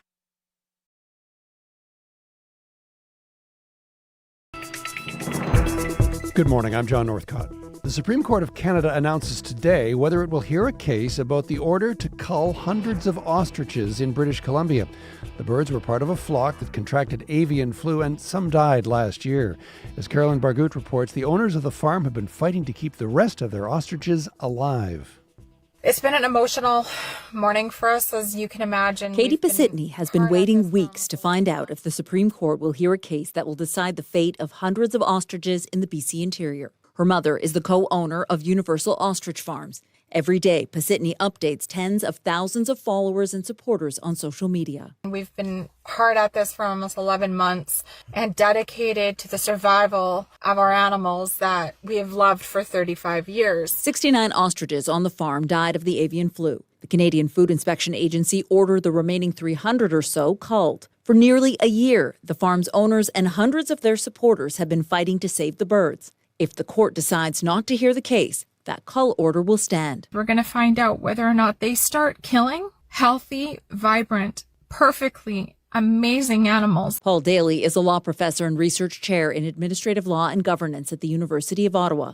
I think the most likely outcome, even though the fate of the ostriches has touched the hearts of Canadians across the country, is that the Supreme Court will not decide to hear the appeal. And that would mean that the order to cull the ostriches could take effect immediately. He says if that is the case, the farmers can go back to the federal government with new information and see if they'll reconsider the cull. Caroline Bargut, CBC News, Vancouver. The Supreme Court of Canada also set to announce whether it will hear appeals in a challenge of Saskatchewan's school pronoun law. The law prevents children under 16 from changing their names or pronouns at school without parental consent. Premier Scott Moe's government invoked the Charter's notwithstanding clause in the legislation, but a 2S LGBTQ+ group is arguing the rule causes irreparable harm to gender-diverse youth. The union representing Quebec's medical specialists will launch its legal fight against a controversial law today. Bill 2 changes the way doctors are paid and threatens stiff fines against those who take action, including refusing to train medical students or even leaving their jobs. Quebec's government passed the bill using a parliamentary tactic to end debate in October. Alison Northcott has more. In its legal filing, Quebec's Federation of Medical Specialists says the province's new law is draconian and a flagrant violation of several charter rights. It's asking the court to suspend parts of the law. The government fast-tracked the law through the National Assembly last month. It changes the way doctors are compensated, tying part of their pay to performance targets. And if they use concerted actions or pressure tactics to protest the law, they could be fined. I submitted my resignation. Dr. Trevor Hennessy has been speaking out about a lack of resources in the Outaouais region for years and says the new law has further eroded his trust in the government. So he's resigned as the health region's chief of the Department of Anesthesiology. Bill 2 is a bit of a smokescreen in terms of the failings of the government are trying to be passed on to the shoulders of the physicians. Other provinces have been looking to recruit Quebec doctors angry over the changes. Earlier this week, the Quebec government said it would suspend 2 elements of the law for now, affecting how specialists and family medicine clinics are compensated. We're doing that for the Quebecers and also for the doctors. We need them. We need them to work in an environment that is positive and peaceful. Quebec's Treasury Board President, France-Hélène Duranceau, said the goal was to calm the waters and bring the doctors' federations back to the table. But so far, that hasn't happened. Alison Northcott, CBC News, Montreal. Israeli officials say there are now 6 bodies of hostages still in Gaza. More remains were returned overnight. Officials say they belong to Joshua Loitu Molel, a 21-year-old agriculture student from Tanzania who'd come to Israel for an internship. At the start of the ceasefire between Israel and Hamas, the bodies of 28 hostages were believed to be in Gaza. Their slow return to Israel has stalled talks aimed at pushing that agreement into the second phase. Police in England say a prisoner who was on the run has turned himself in shortly after he was accidentally released from a London jail. Officers are still looking for an Algerian national, a registered sex offender who was mistakenly freed before he was due to be deported. As Anna Cunningham reports, these are just the latest in a string of accidental prisoner releases. This latest manhunt is an embarrassment for the British government. Just a week after an Ethiopian asylum seeker who was jailed for sexual assault was mistakenly released early. He was on the run for 2 days before being rearrested and has since been deported. One of the prisoners police were searching for has now handed himself in. Police are still searching for a 24-year-old Algerian, Brahim Kador Sharif, a registered sex offender who was due to be deported, but instead was released early by mistake. There are reportedly dozens released in error from prisons in England and Wales every year. The police have issued public appeals urging anyone to come forward with information. Alex Davis-Jones is a government justice minister. Any release in error is totally unacceptable. Robert Jenrick was Justice Secretary when the Conservatives held power. I think it's a disgrace. It's a total dereliction of duty. But the current Labour government argues the prison system is archaic, is still relying on paperwork, and mistakes are being made. Our prison system is in crisis. The prison where the latest releases happened, Wandsworth in South London, is a Victorian-era facility built in 1851. Reports say it's overcrowded with high levels of violence and a shortage of staff. There are even suggestions that on any one day, staff are unable to confirm where all their prisoners are. Anna Cunningham, CBC News, London. Canada's finance minister is touring the country working to sell his new budget. François-Philippe Champagne will be speaking to a business group today promoting aggressive new tax write-offs and incentives to attract investment. But the government is facing some pushback on whether this budget is as revolutionary as it claims. Let's bring in Janice McGregor from our Parliamentary Bureau. Janice, part of the reason the deficit is projected to be so big is there are billions in the budget to boost Canada's competitiveness. And yet corporate Canada is complaining. Yeah, it's not that groups like the Business Council of Canada don't want these kinds of moves, John, but they were hoping for even more, pointing out that there's still, from the corporate perspective, way too much regulation, questioning whether the scale of the tax write-offs here and all the infrastructure building is really going to match the depth of the crisis that they perceive. At his announcement yesterday, Prime Minister Mark Carney shot back at critics who've called this budget overhyped. This budget is a sea change in the approach for the government. Look, I've been around a lot of budgets. This is a very different budget. The government's trying to fix two problems at once here. An emerging crisis that's been driven by American tariff policy, but also the long-standing sluggishness in Canada's economy, which has struggled for decades to produce as efficiently as other jurisdictions. Carney reminded reporters that after this budget passes, Canada's tax rate on investments is going to be the lowest in the G7. That's a better deal, he said, that even the Trump administration is offering. MPs on the Commons Finance Committee yesterday pushed Bank of Canada Governor Tiff Macklem to weigh in on whether this budget will succeed. It's going to be hard. You know, these are big things. It's going to take smart execution. It's going to be a lot of work. And things are bleak. In this budget, the gloomier economic forecast alone added $7 billion to the annual deficit. So there's skepticism about whether the business measures will be enough, but there wasn't much direct support for Canadian households in this budget either. Yeah, and that's the political risk here. The Carney government last summer did try to help with affordability. It made a small personal income tax cut. It cut the consumer carbon tax. But now, in its first budget, the message seems to be, trust us, be patient. We can get the broader economic tide to rise. It should lift everyone's boat. So we'll see how that plays. Janice McGregor in Ottawa. Thanks, Janice. You're welcome. And finally, the CBC is saying goodbye and good luck to longtime host Heather Hiscox today. Heather Hiscox, CBC News, Athens. Heather Hiscox, CBC News, Sochi. Heather Hiscox, CBC News, Paris. Just a few of the sign-offs from the 10 Olympics Heather covered over the course of her career. She'll sign off for the last time today after 20 years of hosting mornings on CBC News Network. Before that, she was a Toronto-based reporter for The National. She also worked in the CBC's foreign bureaus in Washington, D.C. and in London. On a personal note, Heather, I'll miss you. And that is the latest national and international news from World Report News. Anytime, our website, cbcnews.ca. I'm John Northcott. This is CBC News.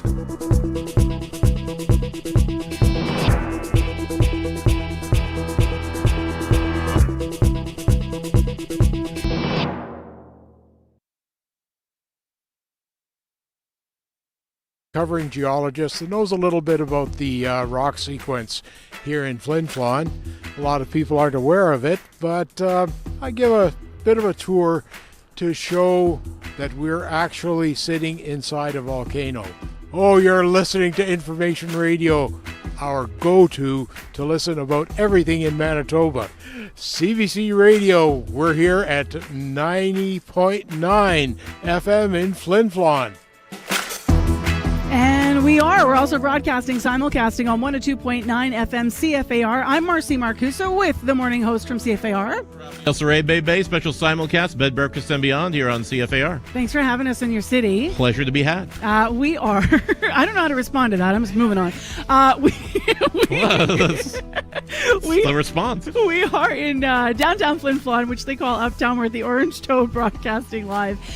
This is Communities in Focus with CBC as we explore the different places in Manitoba. So we're some 762K north to learn more about Flin Flon. This hour we have a number of different stories, but I do want to mention right now that we also have a new CBC reporter who's dedicated to covering the north. He's based here in Flin Flon and he's going to join us. Stay tuned.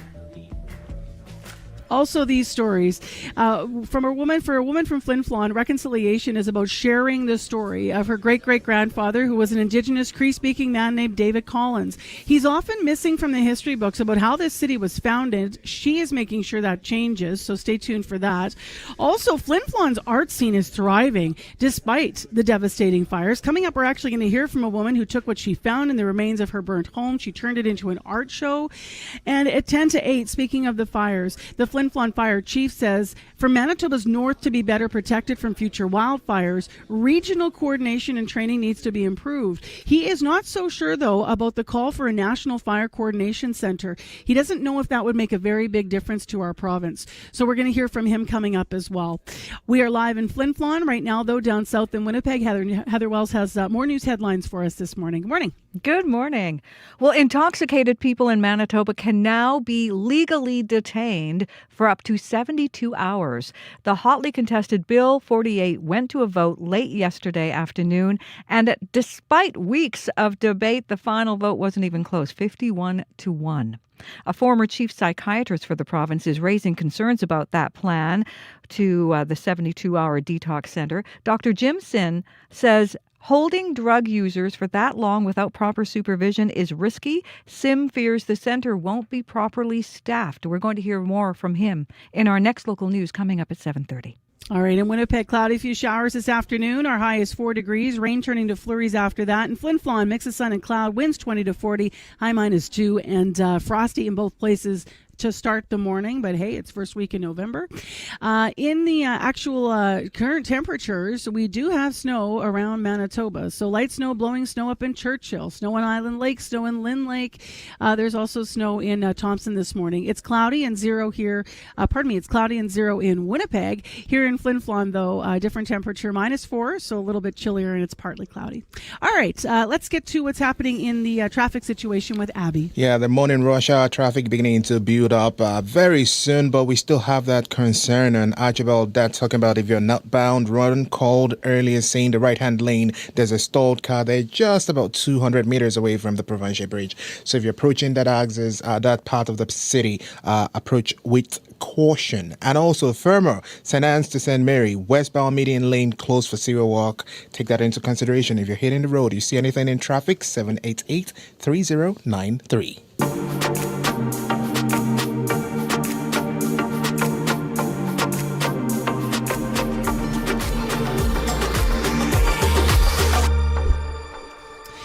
Raphael Saray, the host of CFAR's morning show, and myself, Marcy Marcusa, sitting here sharing the show for Flin Flon this morning. Can we just talk for a moment about how beautiful your city is? Because for people that have never been here, I mean, I was reminded, I was in Flin Flon years ago, but I was really reminded how different it is because of the rock. It is aesthetically pleasing and different for sure. You come in and you're not quite sure what it is. You're driving through, a blown out walk. You get a chance to go in any direction, 10, 15 minutes, and you get access to amazing lakes and amazing colors and odd trails and neat little secret spots that people have been going to for decades. So it's a real thing that you can just find new stuff in all the time.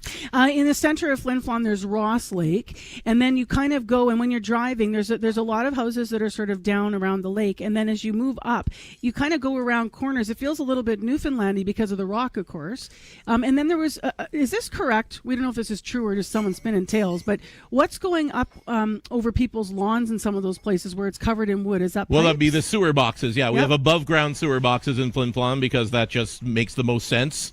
And it's kind of odd for people who haven't come here, but for people who live here, that's just sort of the way it is, and that's sort of the best way to keep everything moving and grooving.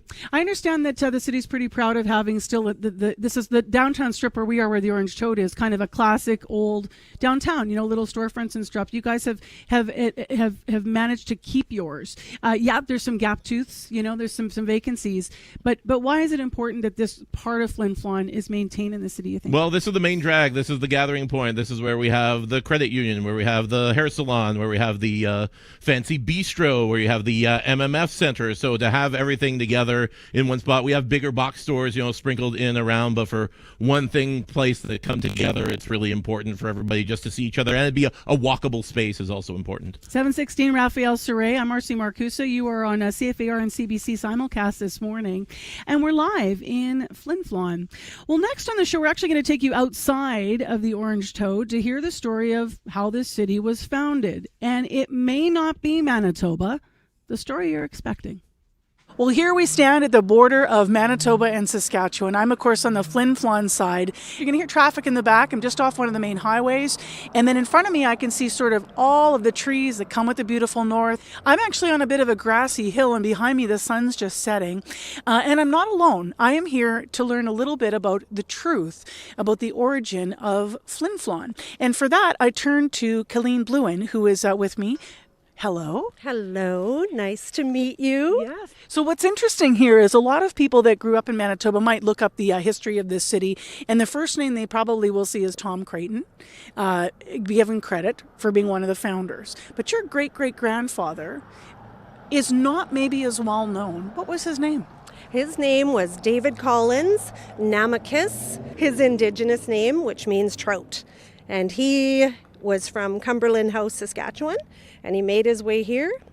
Early trapper in the 1900s, early 1900s. And we're standing here because right behind this hill into sort of that wooded area I was talking about, this would have been sort of part of his trap line back here? This was his trap line. Now, as a little girl growing up, you understood that David Collins, your great-great-grandfather, was actually the person that put Flin Flon on the map. So tell me a little bit about that and what he noticed on his trap line. So when I was a little girl, I would travel with my grandmother, my granny, I called her granny, and my mom and dad, and we would travel and talk to people about the true history of David Collins finding the ore, the valued mineral of the Flin Flon mine. I would go along with them in their quest to bring the truth about the original finder. Because he didn't get credit for many, many years. No, and I knew the story then because they would repeat it. They would say that he was promised his salt and his flour and his lard, and he was also promised sugar, and eventually he would be promised some of the wealth if anything ever came of it. He was noted in a diary of a woman that was at Beaver City on the Saskatchewan side as coming in and looking for prospectors and saying, "Money Rock, Money Rock." He was a Cree-speaking man, and he was looking for partners. So he eventually was the one that told Tom Creighton. He was. He led them. It's documented in the National Geological Survey of Canada. Let's walk down here, and I want to describe to the radio listeners what you're wearing. So you've got a coat on. It is a little chilly, so that's a good idea. But it's also just beautiful. And it's got a turtle on the back. I'm Métis. And so you said you called this something. My truth coat. And turtle represents the teaching of truth. And anytime I talk about David Collins, that's my goal, is to bring up the truth of history. We have a destination we're getting to here as we walk through the leaves here and through some of the gravel. So we're walking to, now we're in front of an actual rock. It's a monument, which is down here on this spot. Can you read it? Sure. David Collins, 1866 to 1931. Near this spot in the winter of 1914 to 1915, local trapper David Collins showed prospector Tom Creighton a rock outcrop containing significant mineralization. Creighton went on to stake the property, and this was the start of the world-famous Flint Flon mine in 1919, dedicated September 2015. And I was part of this dedication.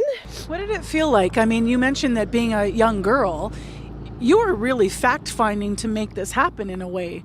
I mean, it took a long time for this to happen. So what was this? 60 years old, and I was like 9 years old when it started with my dad and my granny and my mom. Like, I'm meant to be part of it. Why do you think he didn't get recognized earlier?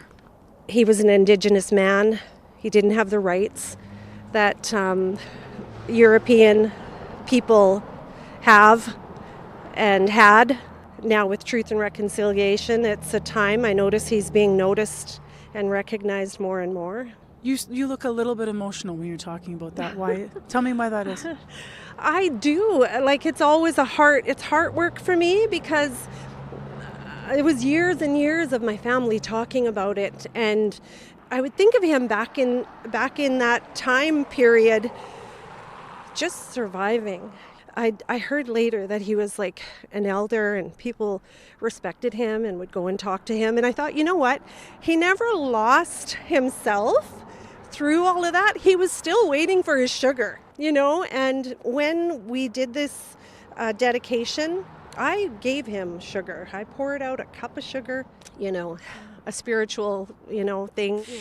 As we were standing here, a car went by and a little cutie patootie stuck his head out the window and said, "Hey to you!" Your grandchild you shared. What does it mean now for your generations of your family moving forward? That history here in Flin Flon won't be forgotten.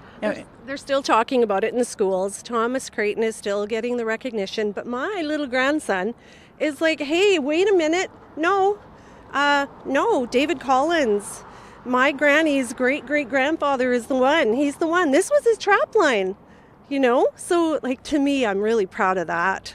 Tinnicky. Thank you. Kelly Blue and her great-great-grandfather, David Collins, found the rock that would lead to Flin Flon's mine and creation. Now, just a note, we did abbreviate the notation that she read on the plaque for editing purposes. You got to go to our YouTube stream, just rewind it, or go to our Facebook pages and such and check out that beautiful turtle jacket that she was wearing. We caught it right when the sun was going down over the hill right at the border to Saskatchewan here in Flin Flon, and it was just a really cool visual there. I'm Marcy Marcusa, and we are live on CFAR and on CBC. We're simulcasting from Flin Flon, so we're so grateful to Arctic Radio for making that happen with us. The morning show host Rafael Soraya is here. Hello. Aloha, ¿cómo está? I'm well. You are actually, you know the next person I'm about to introduce. CBC has a new reporter dedicated to covering the North. He happens to be based in Flin Flon. Eric Westhaver is a lifelong Flin Flonian. And before working as a reporter-editor for the Flin Flon Reminder, before joining CBC, and he's with us. Hey, Eric. Hello. Welcome. How's it going? I'm well. How do you two know each other? Raphael is actually the fellow who trained me when I started doing radio as a teenager. I began working at CFAR when I was 15, and I guess he drew the short straw and had to deal with the teen. And I learned a lot from him, honestly. We still, whenever we get together, we get like a good little social buddy act going. It's like we know how to hit each other. I say work wife. I mean, we don't technically work together, but I got you. I understand. I want to know what the love of Flin Flon is about and the dedication to community. Raph explained it a bit from his perspective earlier, but what about for you, Eric? Ooh, starting right with the really big questions. For me, I think it's as simple as this. Flin Flon's made me who I am as a person, and has throughout my whole life. I'm not who I am without this place. So whatever I can give it back, and whatever I have given it back over the last several years, it feels just like a fair contribution. It just needs. Nothing good in this world happens without people going the extra mile to make sure it happens, whether it's people volunteering, whether it's any sort of sports or cultural event or anything like that, or what I've been doing in my last 9 years with the newspaper. If people go the extra mile in a community, they make it better, and that's what I've tried to do.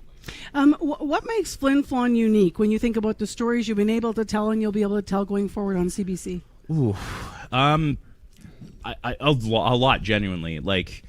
Aside from the name. Because that's the easy thing. Whenever you tell people from the South, I'm from Flin Flon, they go, what? Where? Excuse me? They think that you're putting them on.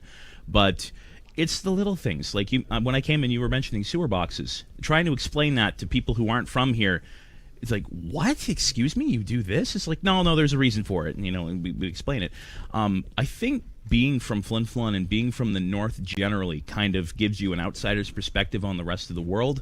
And it kind of also imbues you to this weird sort of sense of humor. It's almost like gallows humor. It's a little bit it's hard to put a finger on, but they're just little quirks and little things that, we get excited about that may be taken for granted someplace else or may just not show up. It's just the little things that pop up that I really find fun and homey here. We're lucky to have you. Well, thank you. Yeah, appreciate that. welcome to the team at CBC, and thank you so much. We can't wait to hear your perspective on Flin Flon as the years go by here. Thank you. Appreciate it. So this is Eric Westhaver from Flin Flon, but CBC Manitoba's new Northern reporter.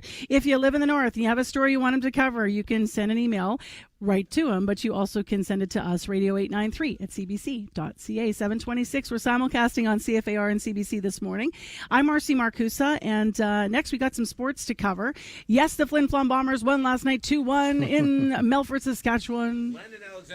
Landon Alexander with the game winner for all you Flin Flon Bomber fantasy draft players. Thank you. We have to start with the local hockey, of course. Can't be here and not do that. Let's move on to what the rest of the busy night in hockey looked like. Scott Reguera is with us. Hey there. Yeah, hi, Marcy. 3 Canadian teams in action last night in the NHL. Toronto and Calgary prevailing. Vancouver losing in this instance. The big news, though, came in Washington, D.C., where Alex Ovechkin scored his 900th career goal. He, of course, is the first NHLer to do that, and now some are questioning whether he can reach the 1,000-goal plateau one day. His contract is up with the Capitals after this season, and Ovechkin has expressed desire in the past to finish his career back home in Russia, so probably not. Although I think I said something similar about Jaromir Jagr one day. Now he's in his 50s playing. The rivalry series, meantime, gets underway tonight. Canada and the U.S.'s top women's players meeting in Cleveland. Here's Canadian coach Troy Ryan. It's a little bit of a different mindset than previous rivalry series. A big part of what we'll do would be more around giving people an opportunity to see what they can do in that type of pressure situation against the U.S. I would expect to try some different line combinations, play some of the younger players to give them that experience. That is Canadian coach Troy Ryan. The rivalry series continues in Buffalo coming up on Saturday. There are 217 days until the FIFA World Cup begins. Not that anyone's counting. Footy fans are. What's the latest? Well, the next big event is the World Cup draw, which will take place in Washington, D.C., December 5th, Marcy. FIFA's announced another plan for that day to award its first ever Peace Prize. Gianni Infantino, the head of the organization, says it will recognize exceptional actions of peace. And he was asked whether the first recipient might be Donald Trump.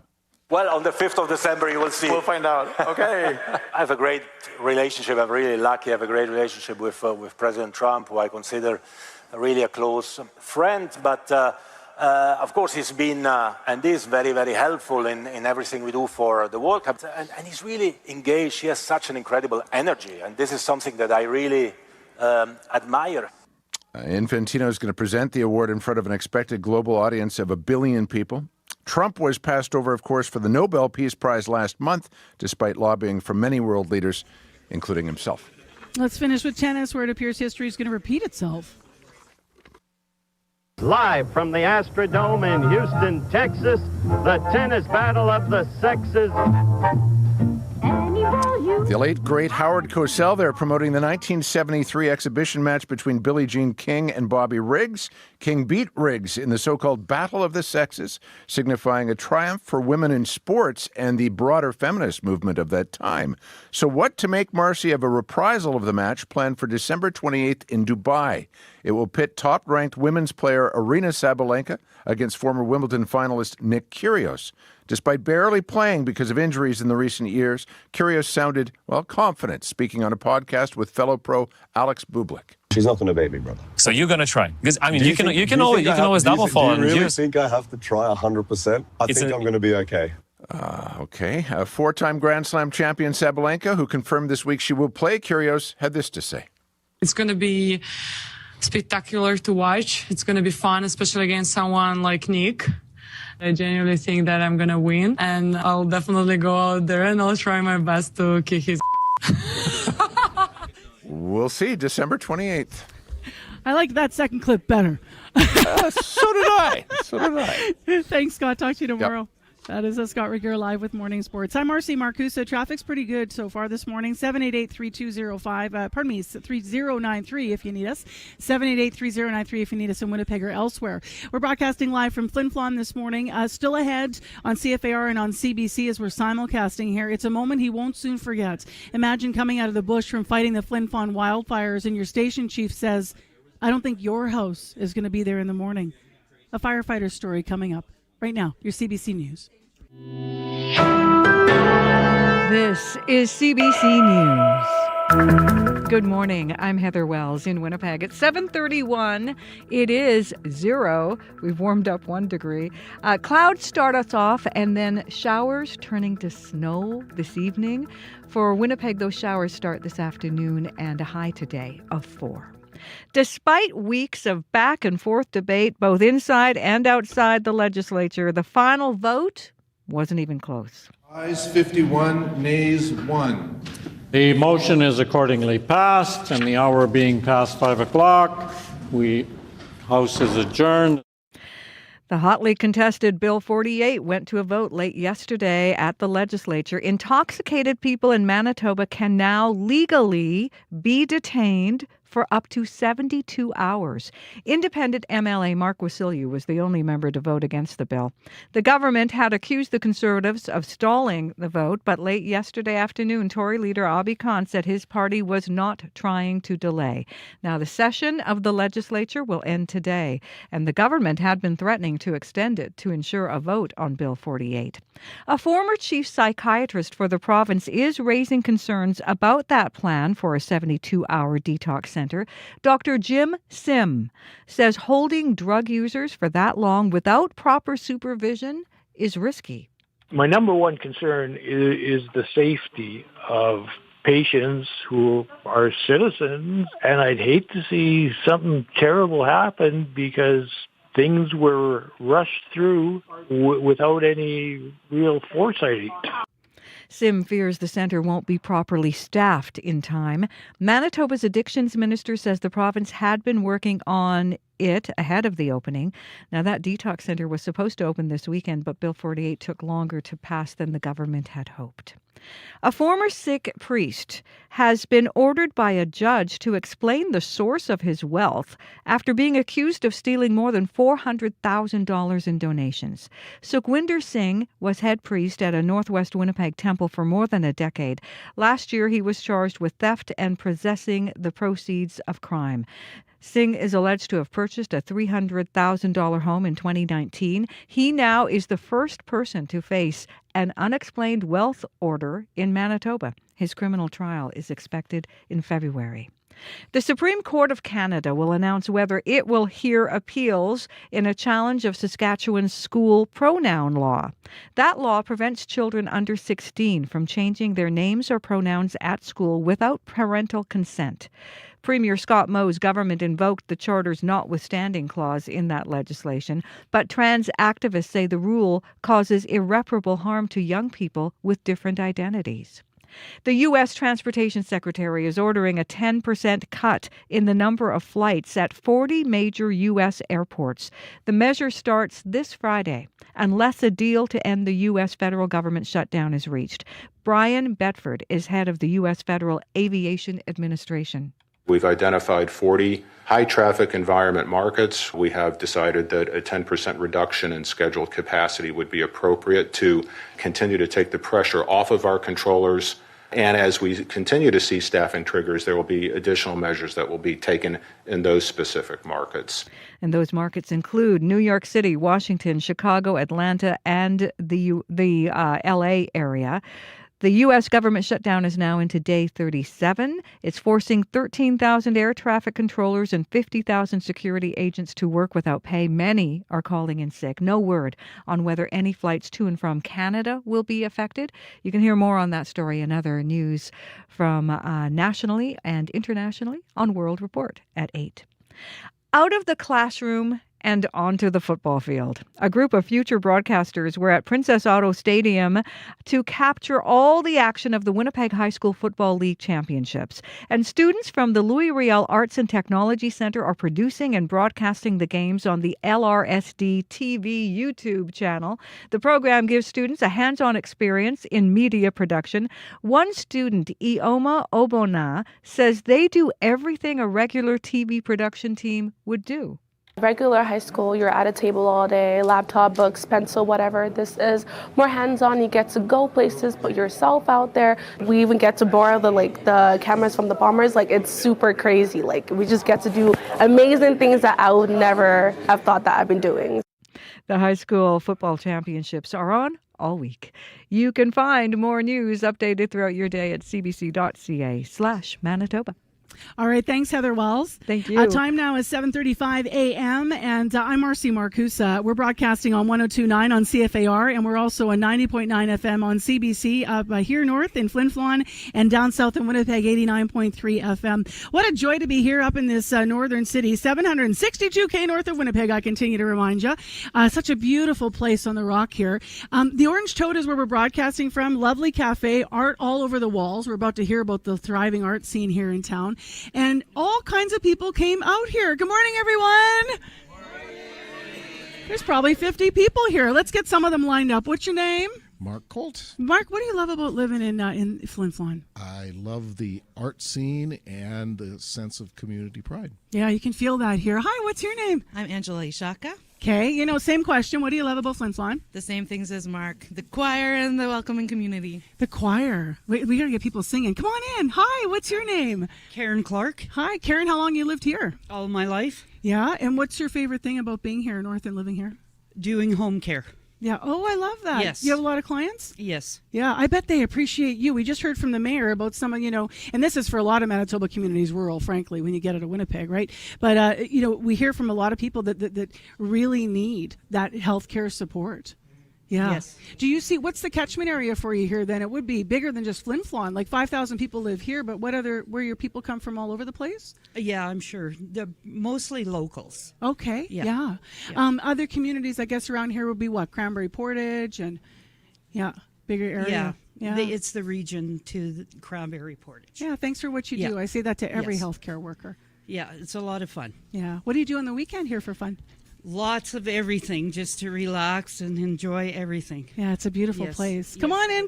I'll get you to slide in. What's your name? Thank you. My name is Casper. Yep. And I'm fairly new to Flin Flon, and I love the rocks, and I love the community pride here. It really floors me how much people in Flin Flon love Flin Flon. Yeah, there's a lot of lifers here, I tell you. It's fantastic. Well, once again, thank you for having CBC here. Thanks to CFAR Arctic Radio for our simulcast this morning.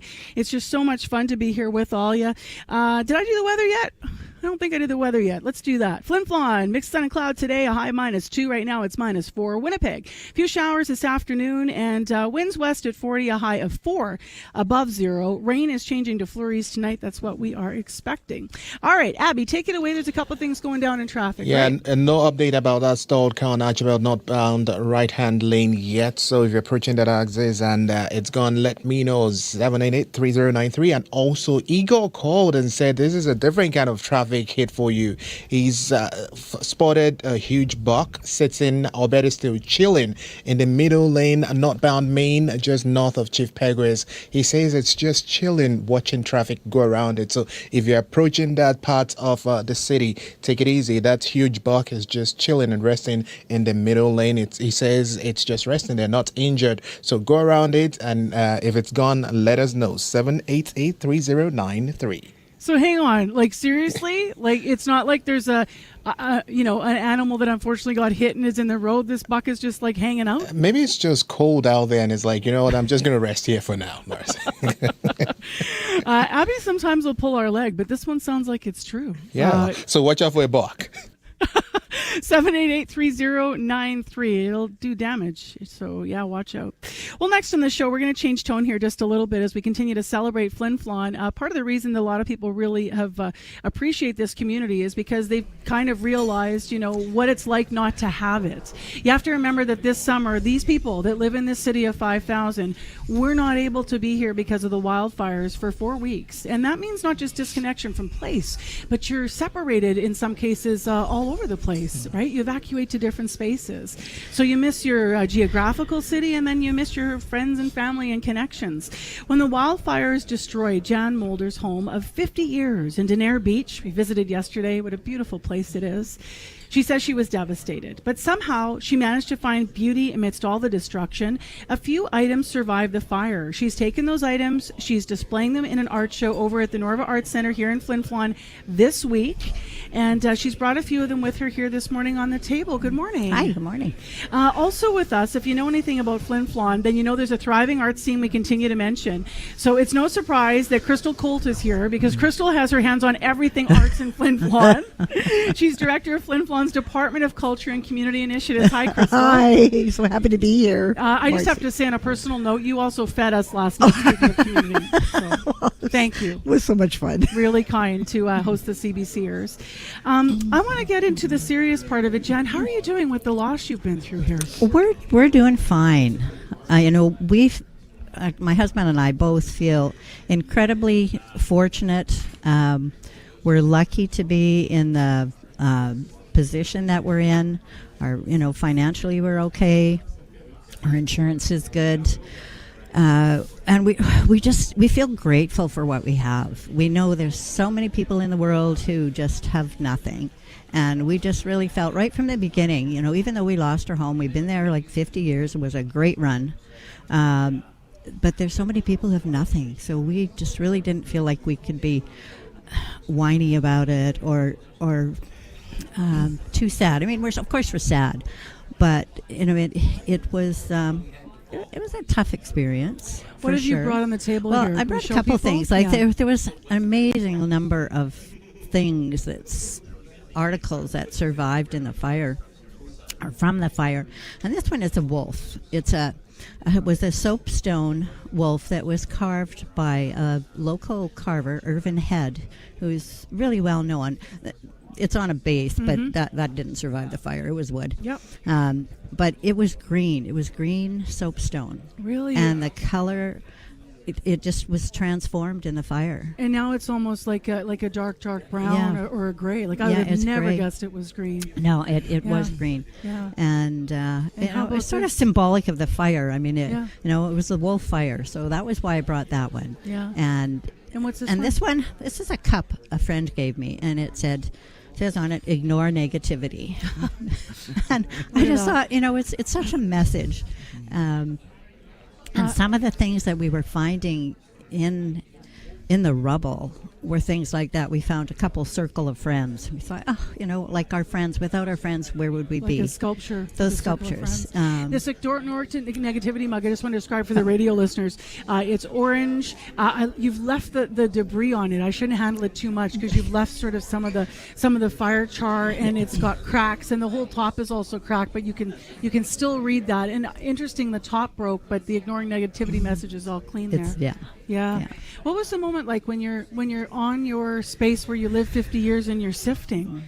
Like, what is that like? Well, it was pretty intense, but at the same time, it was like this sense of wonder. I mean, we'd kind of comb through the rubble, and objects would appear that most of them were broken. They've all been transformed, and that's why we called it Transformed by Fire, is because everything changed.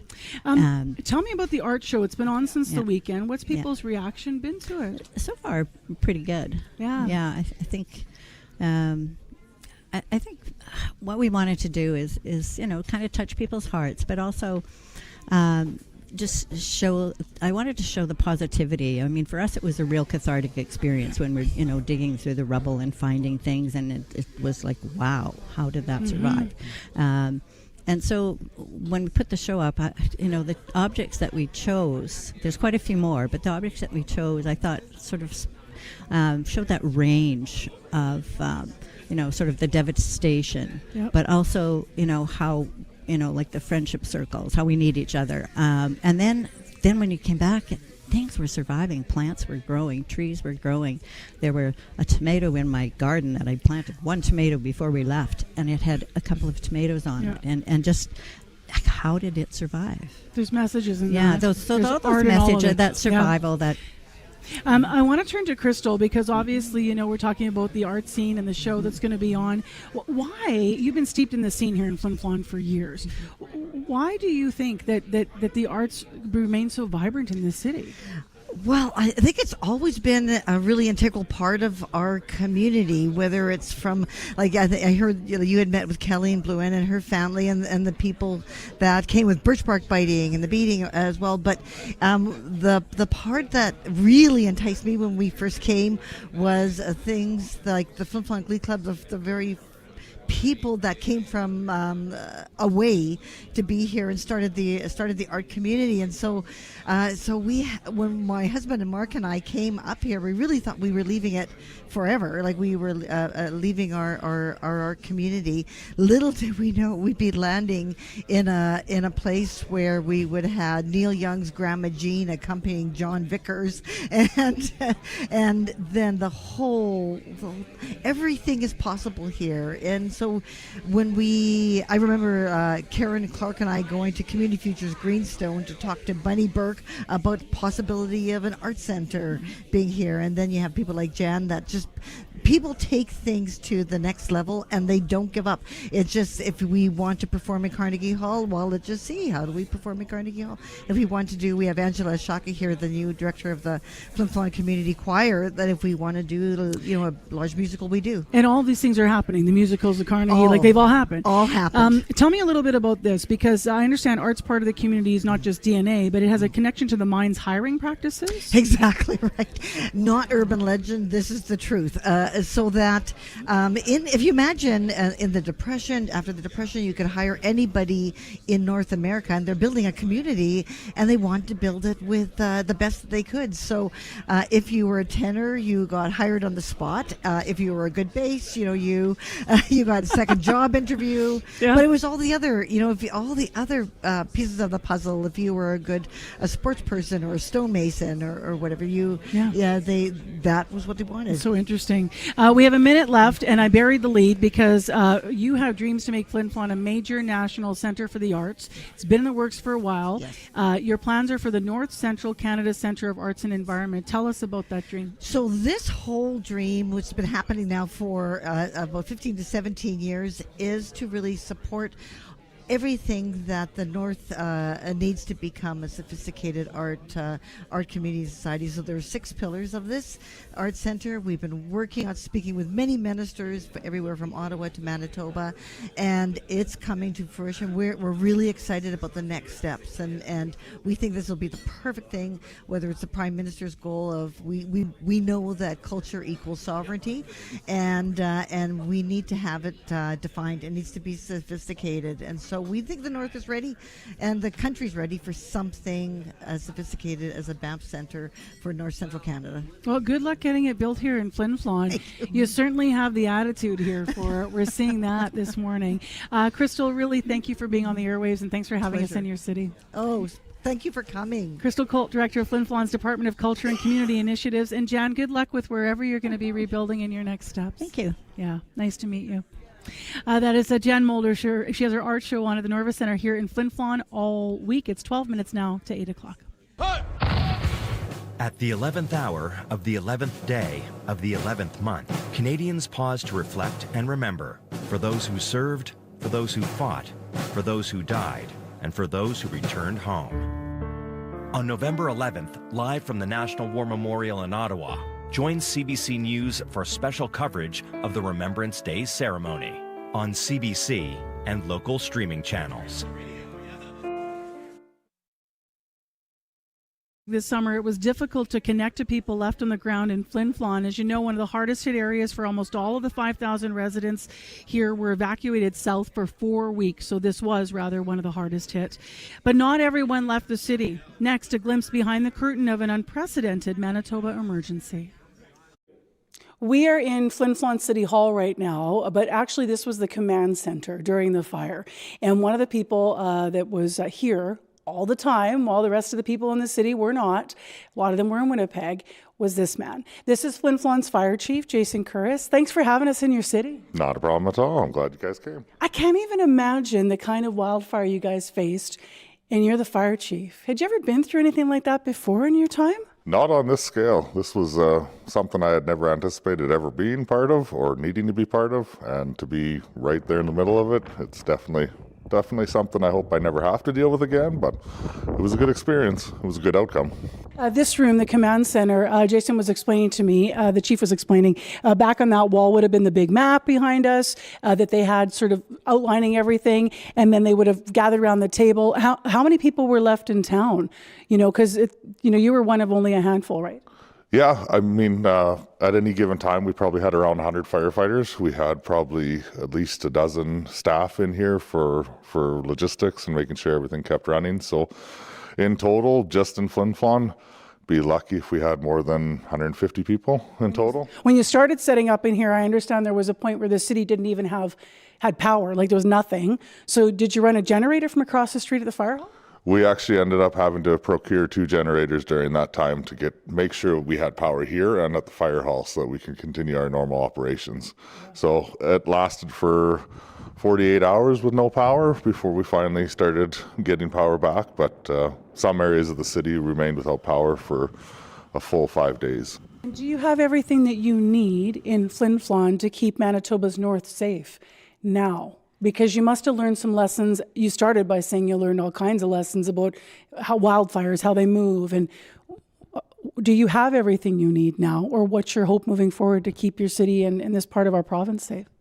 I'm hoping that we can start to work a lot more closely. Like the OFC has done a very good job of trying to help out with each municipality with different programs and things like that. Office Fire Commissioner, Office of the Fire Commissioner.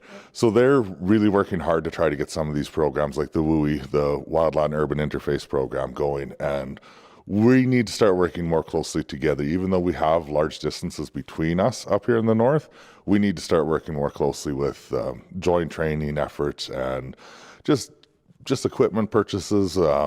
We need support from the government there to get some more equipment up here too. You probably know that at the federal level, there's a lot of chiefs now that are saying we need coordinated emergency response across this whole country.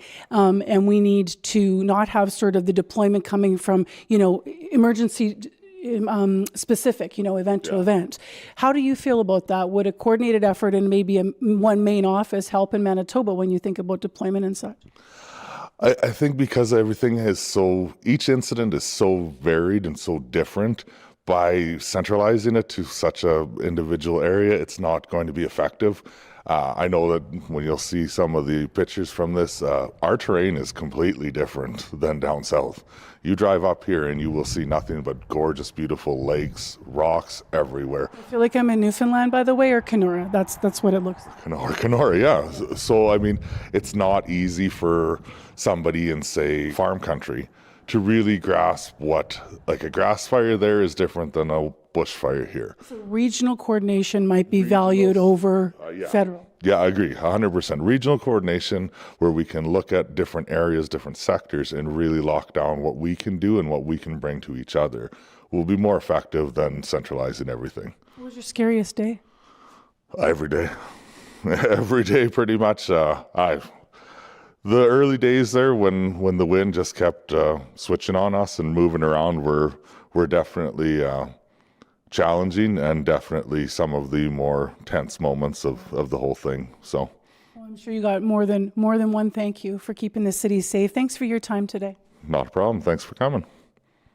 Well, James Doak also spent his summer here in Flin Flon, like Fire Chief Jason Curras. He spent 2 weeks in the command center. He spent, though, the other 2 in the bush fighting back the flames. He's been a firefighter here 9 years, father of 2 teens. He's lived outside the city, just outside, for 21 years.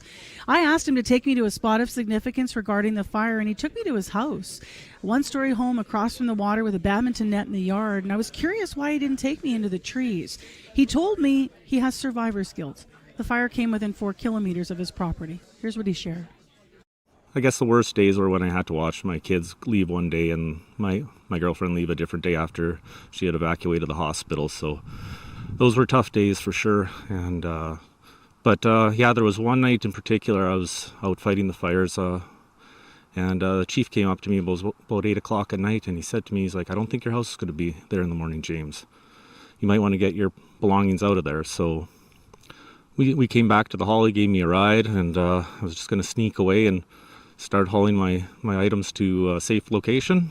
And Chief, being the good guy he is, we had a few members, about 7 members there, who were just dog tired, dirty, been fighting all day for days. And Chief walked up to them, "Who's going to help Doak move his things?" And they all stood up, and they just came and did it. It was pretty amazing. Where did all your stuff go, and what was it like waiting it out until you heard, the outcome? The decision I made was to bring it to the airport. It's a big open area. Brought some items from close friends of mine too out there. We did the best we could, and I guess you saw the area, or might have saw the area yesterday, but Sally's Beach Road, the fire is extremely close to there, and even hopped into the airport location. So I was wondering if my decision was great at that time, but it all worked out in the end. You spent some time, you spent weeks and weeks, as you've outlined. Your girlfriend was evacuated, your 2 teen kids were evacuated. You spent some time in the command center, but you also spent some time right in there in the thick of the fire. Yes. Can you still smell it? Like, what was it like? At the start, it was just so overwhelmingly busy that it you were just doing it, and ash, smoke, everything, heat, intense heat. It was plus 30 days out there too, so it was pretty intense. And when I finally did get pulled off the truck to go into the command center, it definitely came with a heavy heart as well. For it feels like you're leaving the guys, but every role is important, and I was just here to help with whatever I could. And as proven by the chief's decisions at the start to make the line between Cliff Lake and Trout Lake, was monumental for protecting the north side of Flint Flon and east side of Flint Flon, as well as my place here. Yeah. Save the city. We Most all saved of the the city. We all saved the city. With the generosity, I might add, of 55 departments from across Manitoba and 194 firefighters that helped us. God bless them. Thank you so much. Anything to add? I wonder how this stays with you as a person. It's not all that long ago that you're back here, your family's back. How are you changed by it? Well, I think an event like this definitely changes you. It makes you appreciate what you have a little bit more, even though it's just stuff. The building of relationships, whether it's interdepartmental or with the people that came to help us, that's very positive. And yeah, it's something that weighs heavy on me yet, but will never be forgotten. But I'm glad I was part of. Very fortunate. What weighs heavy? What do you mean by that? Just the way I look at life in general. It's a massive event, and it could have changed at any moment where we lost everything, as a town, as a city, and to be part of something where it didn't happen, and to be part of the group that was able to fight this off. I feel very fortunate. Thanks for your time. No, thank you. Thanks for having us in Flin Flon. We are live in Flin Flon with CBC, broadcasting on 90.9 FM and also simulcast on CFAR 102.9 here in Flin Flon this morning. That was firefighter James Doak. Heather. Well, intoxicated people in Manitoba can now legally be detained for up to 72 hours. The final vote not even close, 51-1. But some doctors are raising concerns. We're going to hear about that coming up in our next local news at 8:30. Traffic's fine. Today in Winnipeg, a high of 4 degrees. Still ahead. Did you know there's a Flin Flon, Saskatchewan? One city, 2 provinces, and the challenges that come with that coming up. Also after 8, we're going to hear why a trucking company in Flin Flon, Saskatchewan has to navigate a lot of red tape just to do business just across the border. Stay with us. CBC's live in the north. Today on Q. I'm Talia Schlanger in for Tom Power. Jennifer Lawrence is a truly celebrated actor with an endless list of credits. She also famously beat Meryl Streep for an Oscar in 2013. She'll tell you about her new movie and why she's never wanted to be a method actor. I don't rehearse because I try to just keep everything as raw and real for the day. Q, this morning at 10:30 in Newfoundland, and on CBC Listen, or wherever you get your podcasts. The CBC News is next. Coming up in half an hour, it's The Current with Matt Galloway. Margaret Atwood is one of Canada's best-known writers, and though she may write serious, sometimes terrifying fiction, she's also very funny. Margaret Atwood talks about her own life, her new memoir, and reads my palms, coming up on The Current. This is World Report. Good morning, I'm John Northcott. The Supreme Court of Canada announces later this hour whether it will hear a case about the order to cull hundreds of ostriches in British Columbia. The birds, part of a flock that contracted avian flu, and some died last year. As Carolyn Bargut reports, the owners of the farm that have been fighting to keep the rest of their ostriches alive. It's been an emotional morning for us, as you can imagine. Katie Pisitny has been waiting weeks to find out if the Supreme Court will hear a case that will decide the fate of hundreds of ostriches in the BC interior. Her mother is the co-owner of Universal Ostrich Farms. Every day, Pisitny updates tens of thousands of followers and supporters on social media. We've been hard at this for almost 11 months and dedicated to the survival of our animals that we have loved for 35 years. 69 ostriches on the farm died of the avian flu. The Canadian Food Inspection Agency ordered the remaining 300 or so culled. For nearly a year, the farm's owners and hundreds of their supporters have been fighting to save the birds. If the court decides not to hear the case, that cull order will stand. We're going to find out whether or not they start killing healthy, vibrant, perfectly amazing animals. Paul Daly is a law professor and research chair in administrative law and governance at the University of Ottawa. I think the most likely outcome, even though the fate of the ostriches has touched the hearts of Canadians across the country, is that the Supreme Court will not decide to hear the appeal. And that would mean that the order to cull the ostriches could take effect immediately. He says if that is the case, the farmers can go back to the federal government with new information and see if they'll reconsider the cull. Caroline Bargut, CBC News, Vancouver. Canadians traveling to the United States could soon find themselves coping with travel chaos. The Federal Aviation Administration says it plans to cut flights at major U.S. airports starting tomorrow. It's an attempt to alleviate pressure on its air traffic controllers as a result of the U.S. government shutdown. Willie Lowry is on the story from Washington. Willie, tell us more about the cutbacks. Well, starting Friday, air travel in the U.S. may get a lot more complicated. That's because the Federal Aviation Administration says it needs to reduce flight traffic by 10% at 40 of the country's busiest airports. The government shutdown has dragged on to a 37th day. Air traffic controllers, already in short supply, have not been paid since mid-October. Come next week, if nothing changes, they will miss a second paycheck in a row. Now, controllers are forced to work without pay during the shutdown, but as that period extends to historic lengths, the Department of Transportation is looking for ways to reduce pressure on them. Okay, well, let's look at how many flights could be impacted. So it's hard to predict a precise number, but it will be significant. Starting tomorrow, there will likely be a 4% reduction in flights, and the FAA will ratchet that up to 10% over the coming days. In a press conference yesterday, Transportation Secretary Sean Duffy said it's all about safety. I anticipate there will be additional disruptions. There will be frustration. We are working with the airlines. They're going to work with passengers. But in the end, our sole role is to make sure that we keep this airspace as safe as possible. The FAA has not announced which airports will be affected, but U.S. media are reporting that airports in New York City, Washington, Chicago, and Los Angeles will likely be on the list. The CBC's Willie Lowry reporting from Washington. Thanks, Willie. My pleasure. World leaders are arriving in Brazil today ahead of the COP30 climate conference. It begins in the Amazonian city of Belém next week.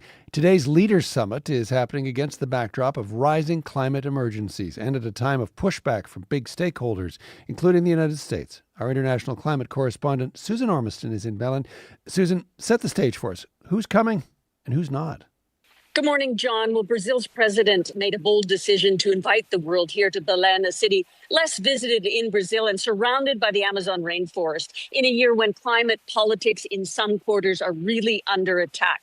The U.S. has pulled out, no official delegation here. Prime Minister Carney also won't be here.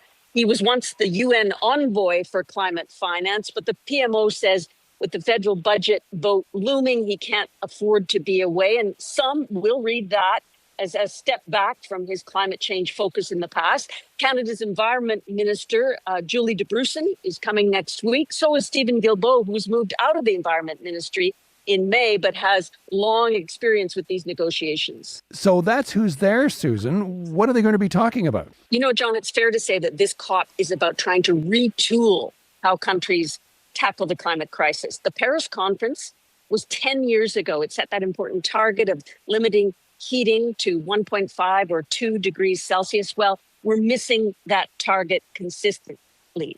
The world is still heating up. So it's a reality check. How, with this consuming tariff war and rising demand for electricity, how do countries transition away from oil and gas? And how will we finance rising damages from extreme heat and weather made worse by carbon emissions? CBC's international climate correspondent Susan Ormiston in Belém, Brazil. Thank you, Susan. You're welcome. Asia's most powerful tropical storm this year is making landfall in central Vietnam. Typhoon Kalmegi is bringing with it winds of up to 149 kilometers per hour, blowing off roofs and uprooting trees. It left a trail of devastation in the Philippines, prompting the country to declare a state of emergency. It killed at least 114 people there, more than 100 still missing. Everything was destroyed. All we can do is cry, says this woman as she sorts through a destroyed wooden hut. She's among the 560,000 people who've been displaced. The state of emergency allows government agencies wider access to emergency funds and faster delivery of aid. Israeli officials say there are now 6 bodies of hostages still in Gaza. More remains were returned overnight. Officials say they belong to Joshua Loitu Molel, a 21-year-old agriculture student from Tanzania who'd come to Israel for an internship. At the start of the ceasefire between Israel and Hamas, the bodies of 28 hostages were believed to be in Gaza. Their slow return to Israel has stalled talks aimed at pushing the agreement into a second phase. Poland and Romania are deploying a new weapon system to defend against Russian drones. It's called the Merop system, and it can identify drones and close in on them, even using artificial intelligence to navigate when satellite and electronic communications are jammed. Here's NATO Secretary General Mark Rutte. We need the capabilities, we need the equipment, real firepower, and of course the most advanced tech. Because the threats we face are real and lasting. The system is being deployed following drone incursions into NATO airspace. NATO officials say their goal is to make the border with Russia so well armed from Norway in the north to Turkey in the south that Moscow's forces will be deterred from ever crossing. It's being called the biggest genomics study launched in Canada.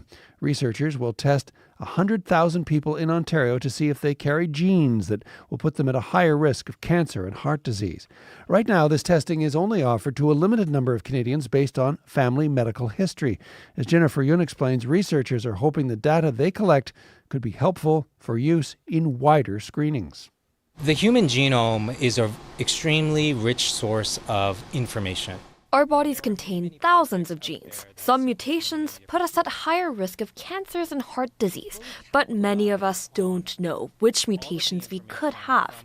Researchers like Dr. Raymond Kim are testing out ways to change that. We need to find that sweet spot where we are able to offer this more broadly with updated cost-effectiveness analysis. As part of a study out of Toronto's University Health Network, Kim and his team will test the genomes of 100,000 people for genetic conditions associated with several cancers and heart disease. The goal is to expand testing to the broader population over 5 years, but they're starting with cancer patients who don't always get a genetic test.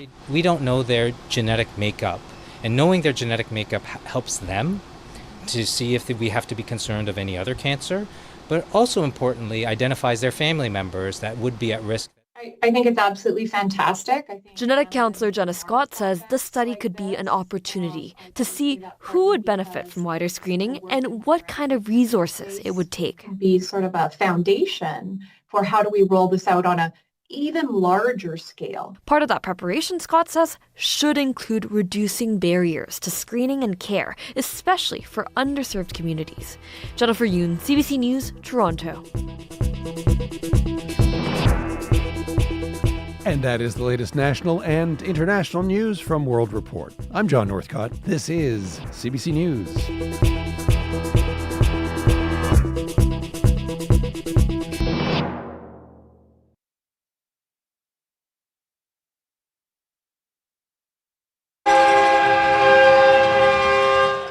So you guys, you're fully decked out in Flint Flon Bombers jerseys. I understand you're season ticket holders. And you even brought your own horn. We made it actually about 3 years ago. We got the horn kit, ordered the horn kit, and it's adaptable for the drill. So it's really great. We have a spare battery in case we need it. Oh, what do you love about the Flint Flon Bombers? You know, why go all the way to buy season tickets? I love the history. We're both born and raised in Flint Flon, so we grew up with the Bombers, and it's a great place to come out and meet people and just have some excitement. Good morning. My name is Barb Dobson, and you're listening to Information Radio on CBC Radio 1, live from Flint Flon. A horn kit that's powered by a drill? Who knew? Only in Manitoba's North, I tell you. I'm Marcy Marcusa. Thanks for joining us. This is CBC Live. We're on 102.9 FM, simulcasting on CFAR and Arctic Radio this morning, and also on 90.9 FM. That's CBC's call in the north, but 89.3 FM, of course, down south. We're at the Orange Toad Cafe. It's packed in here. A lot of Flint Floners coming out to be part of the program today. In our last half hour, as we focus on this northern Manitoba city, it is a tale of two Flin Flons, the benefits and challenges of living on the Saskatchewan side of town. Also, we're going to hear why a trucking company in Flin Flon, Saskatchewan has to navigate a lot of red tape just to do business across the border here in Flin Flon, Manitoba. For those of you shaking your head and thinking, Marcy, what are you talking about? Flin Flon, Saskatchewan? Yes, it's true. We're going to hear more from Rosanna Hempel in a moment. Part of the unique thing, one of the unique things about this city in northern Manitoba. About 5,000 people live here, and a lot of you probably know it because of the headlines during the wildfires as people were evacuated from the city for some 4 weeks. But we're actually up here for Communities in Focus as CBC leans in and asks people in cities across Manitoba and in communities, what do you want us to know about where you live? So the focus today is Flin Flon. Glad to be here. Let's go to Heather Wells. She has our headlines on this Thursday morning. Hi, Heather. Good morning. Well, intoxicated people in Manitoba can now be legally detained for up to 72 hours. Despite weeks of back and forth debate, the final vote wasn't even close, 51-1, approving Bill 48 in the legislature. But some doctors are raising concerns. We're going to hear what those concerns are coming up. And the Winnipeg High School Football League playoffs are in full swing. You can see all the action thanks to a broadcast by a group of students. We'll hear from them in our next local news coming up at 8:30. All right. Thanks, Heather. Thank you. So let's get into this Winnipeg forecast here. Today, cloudy, a few showers this afternoon in the city of Winnipeg. Winds are west at 40, a high of 4. Rain changing to flurries tonight. Really windy tonight. Winds 30 to 50 and a low of -5. We also want to mention Flin Flon's forecast because, as mentioned, we're on CFAR. And so in Flin Flon today, we're going to expect -2, and it's going to be -4 right now is what it is, rather. Mix of sun and cloud and a little bit windy here as well. Frosty, it's people defrosting their cars this morning. Beautiful sunrise, though. We heard that as people were walking into the Orange Toad. What's the traffic like down south, Abby? Couple things going on, eh? No update on the bucket sitting in the middle of the road yet. But if you hear any updates, let us know. Stalled car, Archibald, northbound, run cold, 200 meters from Provincial. If it's gone, let us know. But if you're around the Bison Drive, Waverly to Permanent, the eastbound median and left turn lanes closed for communication walk. So that might slow things down this morning. You see anything out there, let us know. 788-3093.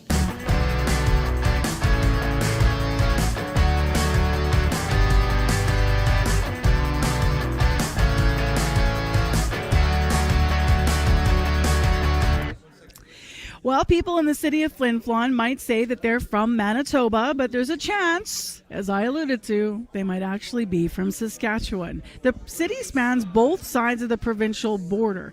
More than 200 homes are on the Flin Flon, Saskatchewan side, and some folks here say for many years they've been caught up in the crosshairs of jurisdictional confusion. The CBC's Rosanna Hempel joins us live at the Orange Toad this morning to bring us some of their stories. Good morning. Oh, we're just going to pop your mic on there. Sorry. Good morning. Good morning. There you are. Corey's running around. He's got a whole bunch of guests coming up after you here. You met with some Flin Floners who live on the Sask side. What do they tell you about living there? Yeah, I met with Guy Rideout and Mark Titoff this week, and they've lived in that part of town for decades, and they had different names for it. Guy calls it no man's land, and Mark called it in between. You really see that when you're driving down Hudson Street. You might not notice anything different at first on the Saskatchewan side until you look a little closer and see those Saskatchewan license plates. Both Guy and Mark say they feel that Flin Flon is one big community, one city, but every once in a while there's these things that happen where they feel the border. Here's Mark Titoff. But we have the best of both worlds sometimes, per se, because we go to Saskatchewan, we can go to here on Manitoba side, but it's the little glitches that arise, those little, the postal code thing, the jurisdiction where we are. Sorry, we don't know you because you're not. This address doesn't work, so we're alienated. Would that be the correct word? And it's not. So it makes it tough on us, and it does. It gets emotional because you get wore out from it. What does it mean, actually, Rosanna, for them if they live in Flin Flon, but they're from Saskatchewan? Well, it means that people there have Saskatchewan driver's licenses and health cards, but it also means that they have a Manitoba postal code. Otherwise, the mail can get mixed up. They get cheaper electricity through Manitoba Hydro, and they pay their municipal taxes to the city of Flin Flon, so that makes sure that their roads get plowed, that kind of thing.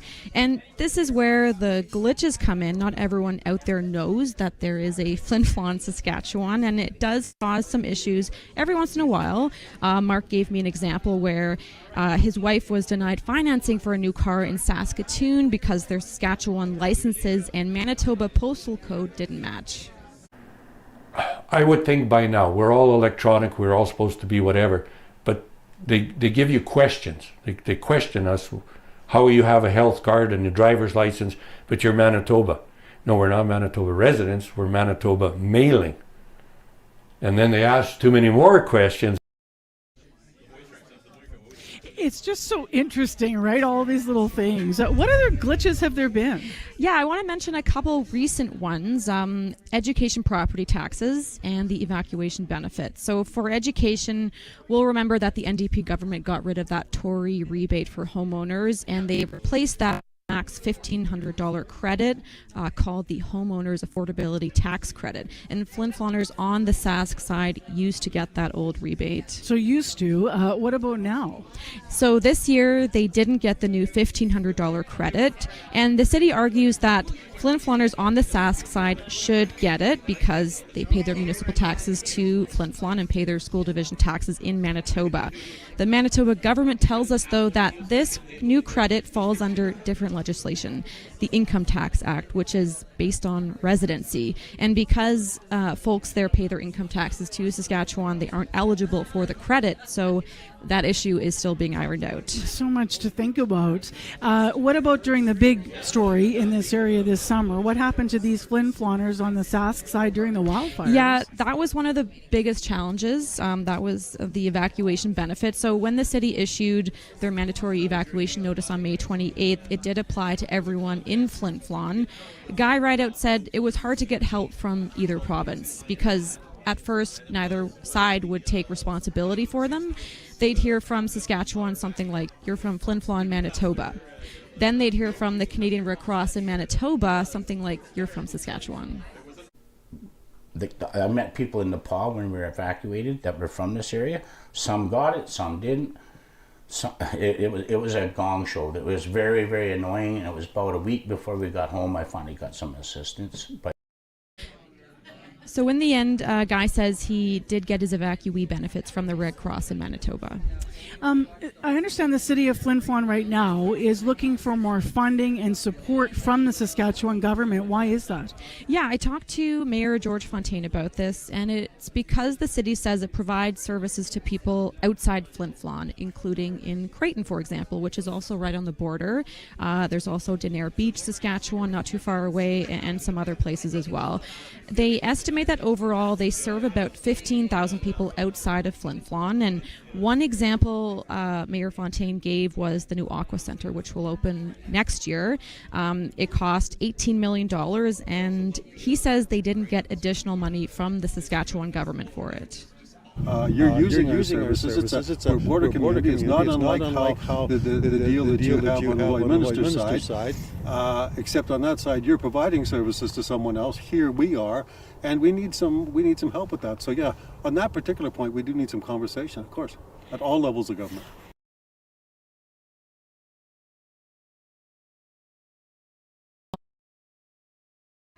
The government did give us a statement, and they said that it also allocates federal funding to Flin Flon every year that the city can use for things like infrastructure projects.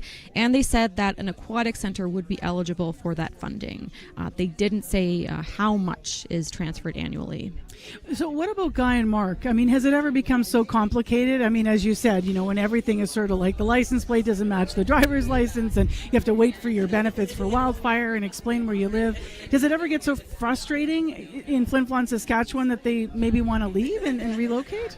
I put that question to them, and no, they love it here. And they told me that the hardest part was really in the beginning when they had to learn all of those differences. And besides, Mark says he doesn't want to give in. I wouldn't move. This is my home. We enjoy it. I've asked my children if we'd move, where would we move? If I'd go to the farm, if I'd buy an acreage, and no, they don't want to. This is they grew up here. They're friends. They love it. We're outdoors people, and that's it's a close-knit community.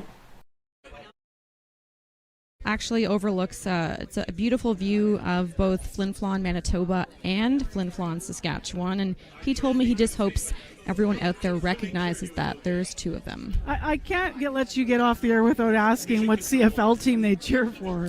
Yeah, I put that to them. Guy usually cheers for the Bombers, actually, but this year, given how that's played out, he's cheering for the Riders, and Mark said he's not a football fan. Well, Guy won't get in trouble for switching allegiances because he does live on that side. Thank you, Rosanna. You're welcome. This is an interesting story, right? You forget that Flin Flon's a border town. We often say northern town, but it is both. Rosanna Hempel here in the Orange Toad, reporter with CBC Manitoba. She's going to have more on the story tonight, by the way, on CBC News at 6. You can also read about it on our website, cbc.ca/Manitoba.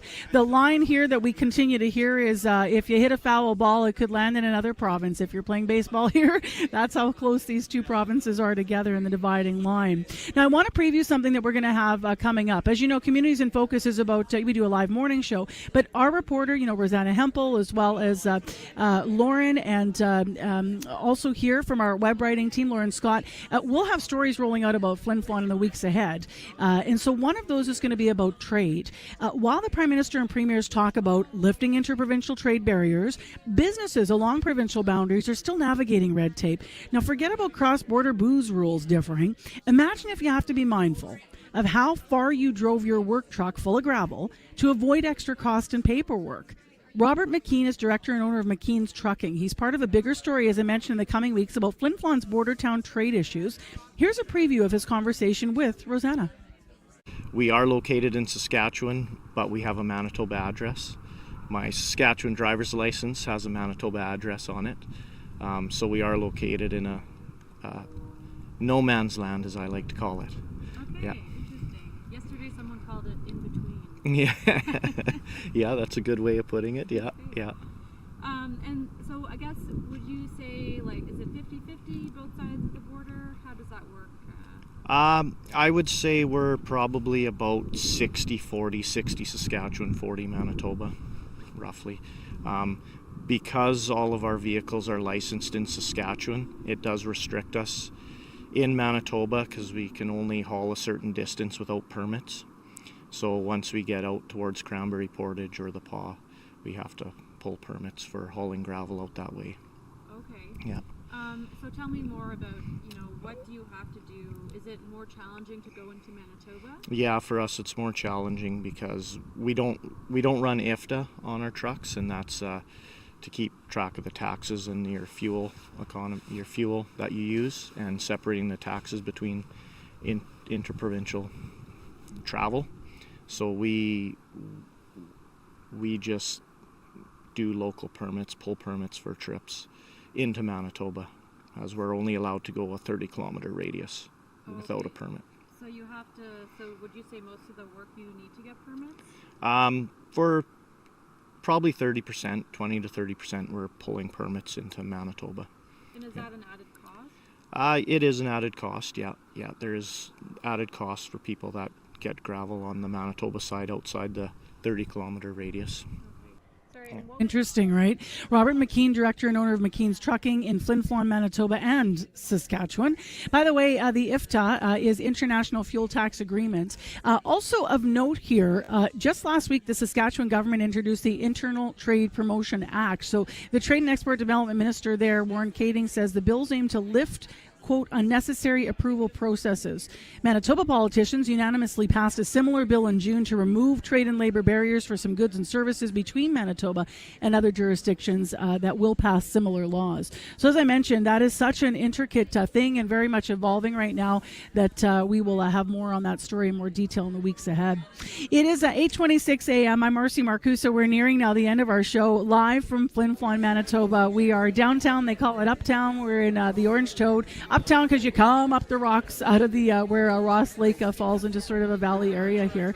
And we're on CFAR 102.9 FM. So Flin Flon listeners, thanks for putting up with us. CBCers here on 90.9 FM. And as we all learn all in the province about the beautiful things that make this place great.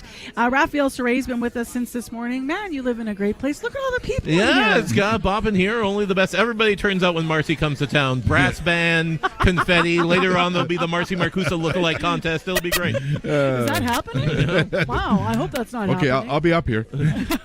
Don Peake has sat down with us. He's with Flin Flon's Archives Board. You two know each other, right? Oh, yeah. This historian keeps and preserves and promotes our fine Flin Flon history. How important, Ralph, just before we turn to Don's work, is understanding that history of the North in this particular community to you, do you think? It's really, I have a history background from the University of Manitoba, so when, Don puts stuff on his website and when he has his public showcases, it's really interesting because it's industry, it's sports, it's culture, it's politics, and it's a really neat, because it's a relatively new town. We've been around for like 100 years, but how it came from just a hole in the ground into a town is just fascinating. Yeah, and it was a very, very profitable mine for so many years. Still lots of that happening in the area, but in 2022, the mine right in Flin Flon closed down. How did you fall in love with telling of the history of this area, Don? Why did you get involved in it? Well, I was born here. Yeah. And I took, in grade 11, of course, took history. And I was sort of interested then, but Jerry Clark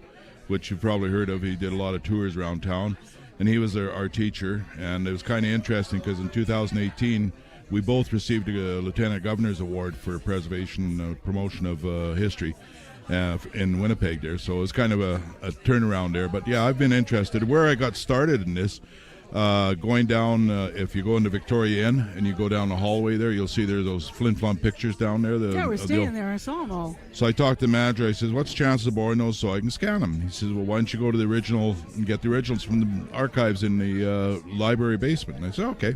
So I went and talked to Phyllis Stadnick, who was the manager at the library at that time. I says, could I get and scan these? And she said, yeah, okay. And the question I asked was, is any of this electronic?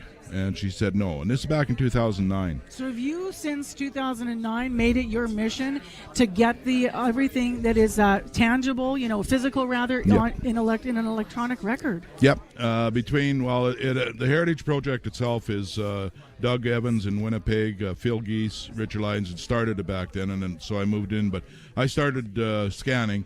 And right now I'm working on the spreadsheet to try to improve it and do stuff. We're going in process of doing some, hopefully get the website running better. We're having a little issues with it. What's the coolest thing that you found? I know that's a terrible question after all these years, but what's one of the coolest little things you found, whether it was a photo or a record of something? Or documents, there's lots of them. When I'm scanning documents, you get a chance to read them, like the old papers and stuff like that. And I actually did the city minutes.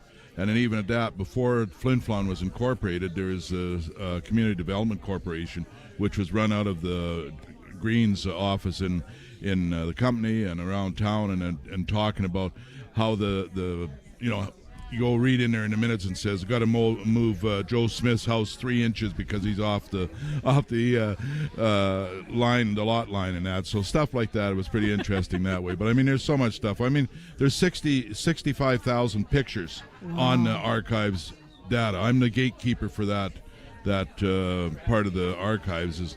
And like I said, I've gone through and re-edited the spreadsheet, which all basically is a record of all the archives, photos and stuff on there. So it's pretty interesting. This area is lucky to have you documenting all that. Don, thanks for coming on the air with us here on CFAR and CBC and telling us more about it. Well, thank you.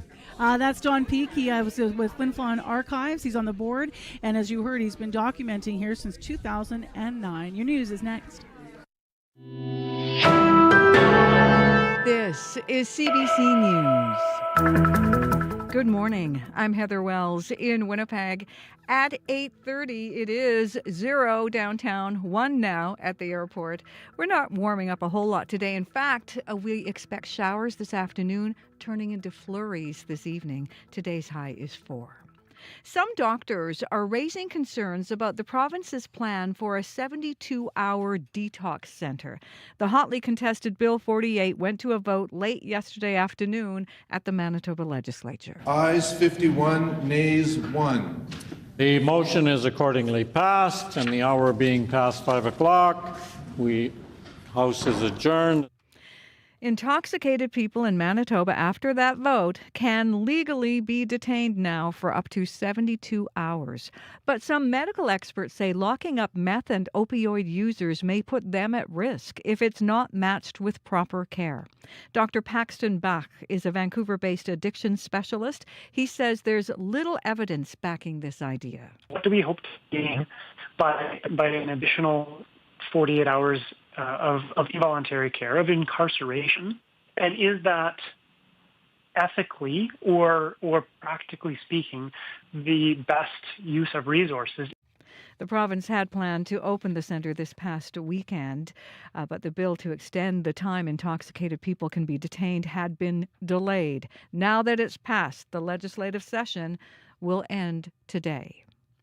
After tabling his budget this week, Finance Minister François-Philippe Champagne is now touring the country, promoting the benefits of the fiscal plan.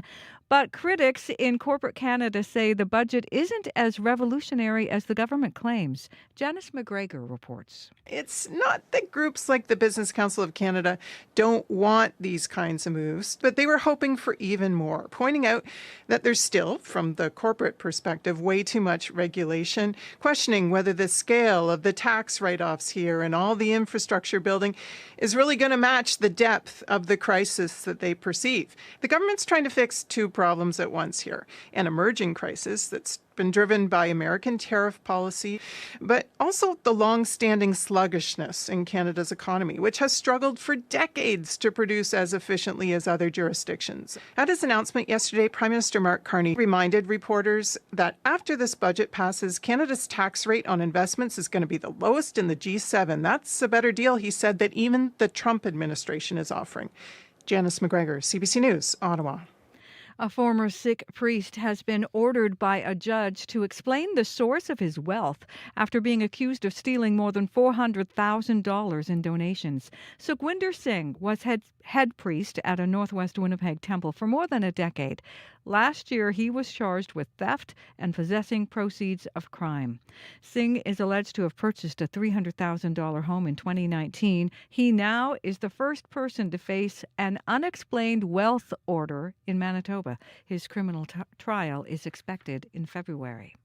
The Winnipeg High School Football League playoffs are in full swing, and you can see all the action thanks to a broadcast by a group of students.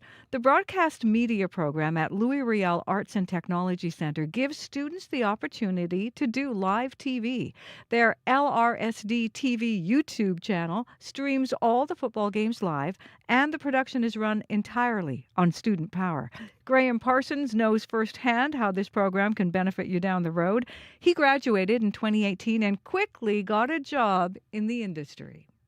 It started as a Bisons, and then I got more involved in the Bombers side of things, and then eventually moved on to TSN and Dome Productions. My hope tonight is that I'll be able to just kind of act in more of a mentorship role. That's what I received when I was at the program, and that's why I like coming back.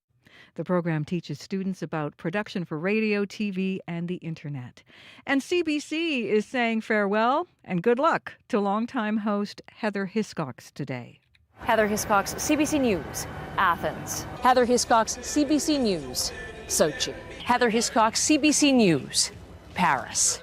Just a few sign-offs from the 10 Olympics Heather Hiscox covered over the course of her career. She signs off for the last time today after 20 years of hosting mornings on CBC News Network. That is a job that now goes to CBC's David Common. You can find more news updated throughout the day. All you have to do is head to cbc.ca/Manitoba. Thank you, Heather. Thank you. Well, we're about to sign off from Flint Flon, but not before we thank Raphael Saray, the morning guy on CFAR 102.9, where you're listening as well, simulcast this morning.